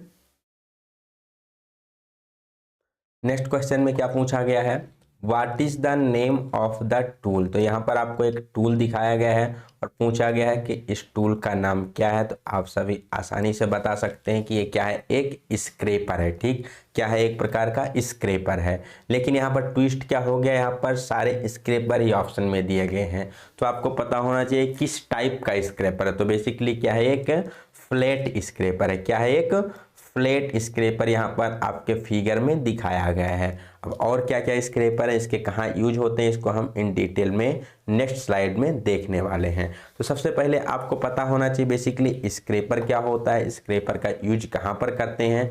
तो जब फाइलिंग के बाद यहाँ पर हेक्साइंग है, हेक्साइंग के बाद हम क्या करते हैं, फाइलिंग करते हैं। तो फाइलिंग के बाद भी यहाँ पर जो कुछ इरेगुलरिटीज होती हैं जो कि सरफेस में रह जाती हैं, उससे और अधिक हमें फिनिशिंग की जब आवश्यकता होती है तो फाइलिंग के बाद हम क्या करते हैं, वहाँ पर जो और थोड़े हाई स्पॉट बचते हैं उसको किसके द्वारा हटाया जाता है, तो उसको स्क्रैपर के द्वारा हटाया जाता है, स्क्रैपिंग प्रोसेस के द्वारा हटाया जाता है। अब इसके लिए according to shape of the component, किस प्रकार के कंपोनेंट पे हमें स्क्रैपिंग करनी है, उसके अनुसार डिफरेंट प्रकार के स्क्रैपर यूज किए जाते हैं। जैसे फ्लैट सरफेस है तो उसके लिए सबसे पहला होगा यहाँ पर फ्लैट स्क्रैपर, जो कि यहाँ पर फिगर 1 में यहाँ पर आपको दिखाया गया। ये कौन सा यहाँ पर फ्लैट स्क्रैपर का फिगर है, कहाँ पर यूज करते हैं, तो use for scraping large flat surface. कोई काफी ज्यादा लार्ज बड़ा यहाँ पर फ्लैट सरफेस है, इस पर हमें स्क्रैपिंग करनी है तो किसके लिए यूज किया जाएगा, तो इसके लिए यूज किया जाएगा फ्लैट स्क्रैपर का। The working edge is not thicker than 3 mm। यहाँ पर जो इसकी वर्किंग एज होती है, आपकी वर्किंग एज होती है, ये 3 mm से ज़्यादा मोटी, 3 mm से ज़्यादा यहाँ पर मोटी, थिक नहीं होनी चाहिए। तो फ्लैट स्क्रैपर किसके लिए यूज किया जाएगा, लार्ज फ्लैट सरफेस के लिए यूज किया जाएगा। नेक्स्ट यहाँ पर आता है हुक स्क्रैपर। तो हुक स्क्रैपर भी बेसिकली फ्लैट स्क्रैपर के जैसा ही होता है। ठीक, यहाँ पर आपको फिगर में दिखाया गया है। डिफरेंस के यहाँ पे जो इसकी एज है इसको 90 डिग्री डाउनवर्ड की तरफ बेंड कर दिया जाता है। ठीक, सेम एज फ्लैट स्क्रैपर है, बट इसकी जो एज है, इसकी एज को 90 डिग्री पर नीचे की तरफ बेंड कर दिया गया है, तो इसको क्या कहते हैं, हुक स्क्रैपर कहते हैं। इसका प्रयोग कहाँ करते हैं, तो hook scraper are used for scraping the centre portion of large flat surface. ठीक, अभी आपकी पूरी लार्ज फ्लैट सरफेस है, पूरी सरफेस पर स्क्रैपिंग करनी तो फ्लैट करेंगे, लेकिन यहीं पर अगर हमें क्या करना है, कुछ सेंटर पॉइंट पर यहाँ पर हमें बीच में कोई स्क्रैपिंग का काम करना है तो कहाँ पर यूज करेंगे, तो इसके लिए हुक स्क्रैपर का यूज किया जाएगा। ठीक, where it is not convenient to use flat scraper। तो जहां पर भी हम फ्लैट स्क्रैपर का यूज नहीं कर पाते हैं तो ऐसे लार्ज फ्लैट सरफेस के सेंटर पोर्शन के लिए हुक स्क्रैपर का यूज किया जाता है। ठीक, नेक्स्ट यहाँ पर बात की जाए फ्लैट के बाद आता है यहाँ पर कर्व सरफेसेस। तो कर्व सरफेस के लिए सबसे पहला यहाँ पर आता है हाफ राउंड स्क्रैपर। यहाँ पर फिगर में दिखाया गया है, ये कौन सा हाफ राउंड स्क्रैपर है। ये आपको फिगर ध्यान में रखना है, कई बार डायरेक्ट एग्जाम में आपके फिगर ही दिया जाता है, जैसे यहाँ पर अभी फिगर देके क्वेश्चन पूछा गया है। Half round scraper, it is used to scrap bearing block और ब्रेसेस। ठीक, नेक्स्ट यहाँ पर पूछा जाता है कि किस स्क्रैपर को बियरिंग स्क्रैपर के नाम से भी जाना जाता है, तो हाफ राउंड स्क्रैपर को ही बियरिंग स्क्रैपर के नाम से जाना जाता है। इसका स्क्रैपिंग किसके लिए यूज किया जाता है, तो बियरिंग के स्क्रैपिंग के लिए, या जो ब्रेसेस होते हैं इसके स्क्रैपिंग के लिए इसका प्रयोग किया जाता है। जहां पर थोड़ा सा राउंड सरफेस होती है, हाफ राउंड सरफेस होती है, उसके लिए इसका यूज करते हैं। नेक्स्ट आता है थ्री स्क्वायर स्क्रैपर, या इसी को ट्रायंगुलर स्क्रैपर के नाम से जाना जाता है। थ्री स्क्वायर क्यों कहते हैं, क्योंकि इसमें थ्री कटिंग फेसेस होती हैं। यहाँ पर आपको दिखाया गया है इसमें थ्री कटिंग एजेस होती हैं, इसीलिए इसको थ्री स्क्वायर स्क्रैपर या ट्रायंगुलर स्क्रैपर कहा जाता है। ये तीनों कैसे होते हैं, तो ये हालो ग्राइंड किए हुए होते हैं। ठीक, कैसे ग्राउंड होते हैं, हालो ग्राउंड होते हैं।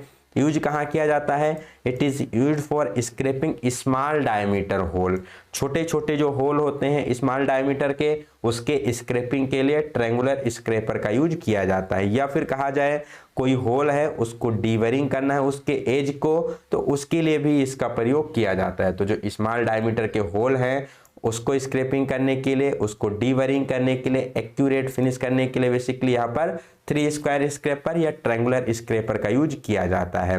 Last one bull knows scraper, जो कि यहाँ पर आपको फिगर में दिखाया गया सबसे लास्ट वाला फिगर, ये किसका है, बुल नोज स्क्रैपर का है। बेसिकली क्या होता है, एक सेमी सर्कुलर एक डिस्क टाइप में होता है। ठीक है, it is forged to a disc like end, तो ये कैसा होता है, एक डिस्क टाइप में फोर्ज किया होता है। पूछा जाता है कि इसके कितने भाग पर कटिंग एज होती, तो 2/3 पोर्शन पे क्या होती है, कटिंग एजेस आपकी होती है। It is used for escaping large bearing. ठीक, अब अगर छोटा बेयरिंग कोई है तो उसके लिए हाफ राउंड स्क्रैपर यूज करेंगे, लेकिन कोई बड़ी बेयरिंग की सरफेस काफी लार्ज बेयरिंग एरिया है तो उसके लिए किसका यूज किया जाएगा, तो उसके लिए बुल नोज स्क्रैपर का यूज किया जाएगा। इसके 2/3 पोर्शन पे क्या होती है, कटिंग एजेस होती है। आशा करते हैं स्क्रैपर का टोटल यहाँ पर कंसेप्ट आपको क्लियर हो गया होगा। बढ़ते हैं अपने नेक्स्ट क्वेश्चन की तरफ। नेक्स्ट क्वेश्चन में पूछा गया है how chipped out scraper can be repaired. मान लीजिए कोई स्क्रैपर यहाँ पर जो हम अभी डिस्कस किए, इस स्क्रैपर को हम यूज किए, काफी ज्यादा यूज के बाद उस स्क्रैपर की जो एज है वो वर्न आउट हो गई, उसकी एज खराब हो गई, तो उसको कैसे रिपेयर करेंगे, उसको कैसे उसकी मरम्मत की जाती है। ऑप्शन दिया गया है फाइलिंग के द्वारा, लैपिंग के द्वारा, चीजलिंग के द्वारा, या फिर ग्राइंडिंग एंड होनिंग के द्वारा। तो एक चीज आपको क्लियर होना चाहिए, जब आप यहाँ पर सेकेंड सेमेस्टर देखते हैं निम्मी का फिटर का, तो उसमें बहुत सारे आंसर ऐसे हैं जो रॉन्ग दिए गए हैं, तो इसलिए भी इस क्वेश्चन सीरीज को हम चला रहे हैं। बेसिकली कई सारे स्टूडेंट हमें क्वेश्चन भेजते थे, सर इसमें गलत दिया गया, इसमें गलत दिया गया है, तो उसको एक्सप्लेन करने से बढ़िया इंडिविजुअल हमने पूरी सीरीज ही स्टार्ट कर दी। क्योंकि निम्मी क्वेश्चन बैंक में अगर आप सही से देखेंगे तो कई सारे यहाँ पर उत्तर उसके गलत दिए गए हैं, तो इसलिए भी ये सीरीज आपको देखना बहुत ही मोस्ट इंपॉर्टेंट है। क्योंकि कई बार एग्जाम में आप निम्मी के अनुसार वहाँ पर क्वेश्चन मार्क करके आ जाते हो और वो एग्जाम में क्वेश्चन गलत हो जाता है। जैसे इसी पर्टिकुलर क्वेश्चन की बात की जाए तो अगर निम्मी में देखेंगे तो इसका उत्तर क्या दिया गया है, इसका उत्तर दिया गया है कि फाइलिंग के द्वारा बेसिकली यहाँ पर चिप जो भी इसके चिप आउट स्क्रैपर है उसको रिपेयर किया जाता है, लेकिन ये इसका गलत आंसर है। स्क्रैपर की जो हमें रिपेयरिंग करनी होती है तो उसके एज को हम कैसे करते हैं, रिपेयर करते हैं, तो उसको सबसे पहले हम उसके एजेस को ग्राइंडिंग करते हैं। ठीक, जो भी वहां पर एज हमारा वर्न आउट हो गया, मान लो उसमें कोई डिगिंग हो गई है, तो सबसे पहले उसको क्या करेंगे, हम ग्राइंड करेंगे। ग्राइंड करने के बाद उसको फाइनल फिनिशिंग के लिए वहां पर होनिंग प्रोसेस की जाती है। तो इसका करेक्ट आंसर हो जाएगा ग्राइंडिंग और होनिंग के द्वारा यहाँ पर स्क्रैपर की धार को रिपेयर किया जाता है, उसको मरम्मत किया जाता है। ठीक है, तो आशा करते हैं ये भी क्वेश्चन आपको क्लियर हो गया होगा। ठीक, बढ़ते हैं नेक्स्ट क्वेश्चन की तरफ, जो कि आज के अपने इस वीडियो का लास्ट क्वेश्चन है। Which part of vernier micrometer is marked with vernier scale graduation? इसको हमने ऑलरेडी काफी अच्छे से डिस्कस कर लिया है कि जो वर्नियर माइक्रोमीटर होता है उसके किस भाग पर वर्नियर स्केल बनी होती है। तो वर्नियर स्केल किस पर बनी होती है, वो बनी होती है आपकी स्लीव या फिर बैरल पर। ठीक, किस पे बनी होती है, बैरल पर वर्नियर स्केल ग्रेजुएटेड होती है। यहाँ पर आपको फिगर दिखाया गया है वर्नियर माइक्रोमीटर का, देख सकते हैं यहाँ पर जो ये वर्नियर डिवीजन है इसी के बारे में पूछा गया है कि जो वर्नियर डिवीजन है किस पार्ट पर ग्रेजुएटेड है, तो एक किस पर ग्रेजुएटेड है, ये बैरल पर। इसी को क्या कहा जाता है, स्लीव के नाम से भी जाना जाता है। तो स्लीव या बैरल पर ये ग्रेजुएटेड होती है। लीस्ट काउंट कितना होता है, 0.001 mm, 1 माइक्रोन की एक्यूरेसी में मेजरमेंट का काम ये करता है। तो आशा करते हैं आज के क्वेश्चन आपको समझ में आए होंगे। किसी भी क्वेश्चन में अगर आपको कोई डाउट है, कोई चीज़ समझ में नहीं आई है, आप कमेंट सेक्शन में अपना क्वेश्चन पूछ सकते हैं या डिस्क्रिप्शन में टेलीग्राम का लिंक दिया गया है, वहाँ से आप टेलीग्राम ग्रुप को ज्वाइन करके, डिस्कशन ग्रुप को ज्वाइन करके वहाँ पर अपने डाउट को पूछ सकते हैं। और कोई आपका पर्टिकुलर फीडबैक है, किस प्रकार से यहाँ पर इम्प्रूवमेंट किया जा सकता है, कि जो भी इम्प्रूवमेंट होता है वो आप लोगों के फीडबैक के द्वारा ही यहाँ पर इम्प्रूव किया जाता है। ठीक, क्योंकि हमको नहीं पता आपको क्या चीज़ें वहाँ पर पसंद आ रही हैं, क्या नहीं पसंद आ रही हैं।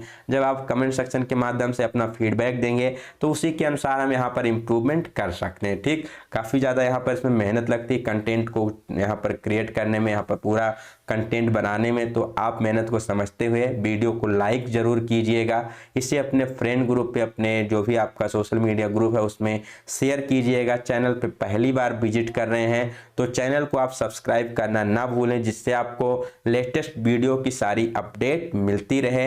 अगर आप ITI से हैं, गवर्नमेंट एग्जाम की तैयारी कर रहे हैं, तो ये चैनल आपके लिए बहुत ही मोस्ट इम्पोर्टेंट है। सब्सक्राइब करके बेल आइकन का बटन जरूर दबाएं। इस वीडियो को देखने के लिए आपका बहुत बहुत धन्यवाद। मिलते हैं अगले वीडियो में एक नई जानकारी के साथ। तब तक के लिए have a good day, best of luck, bye bye, stay connected.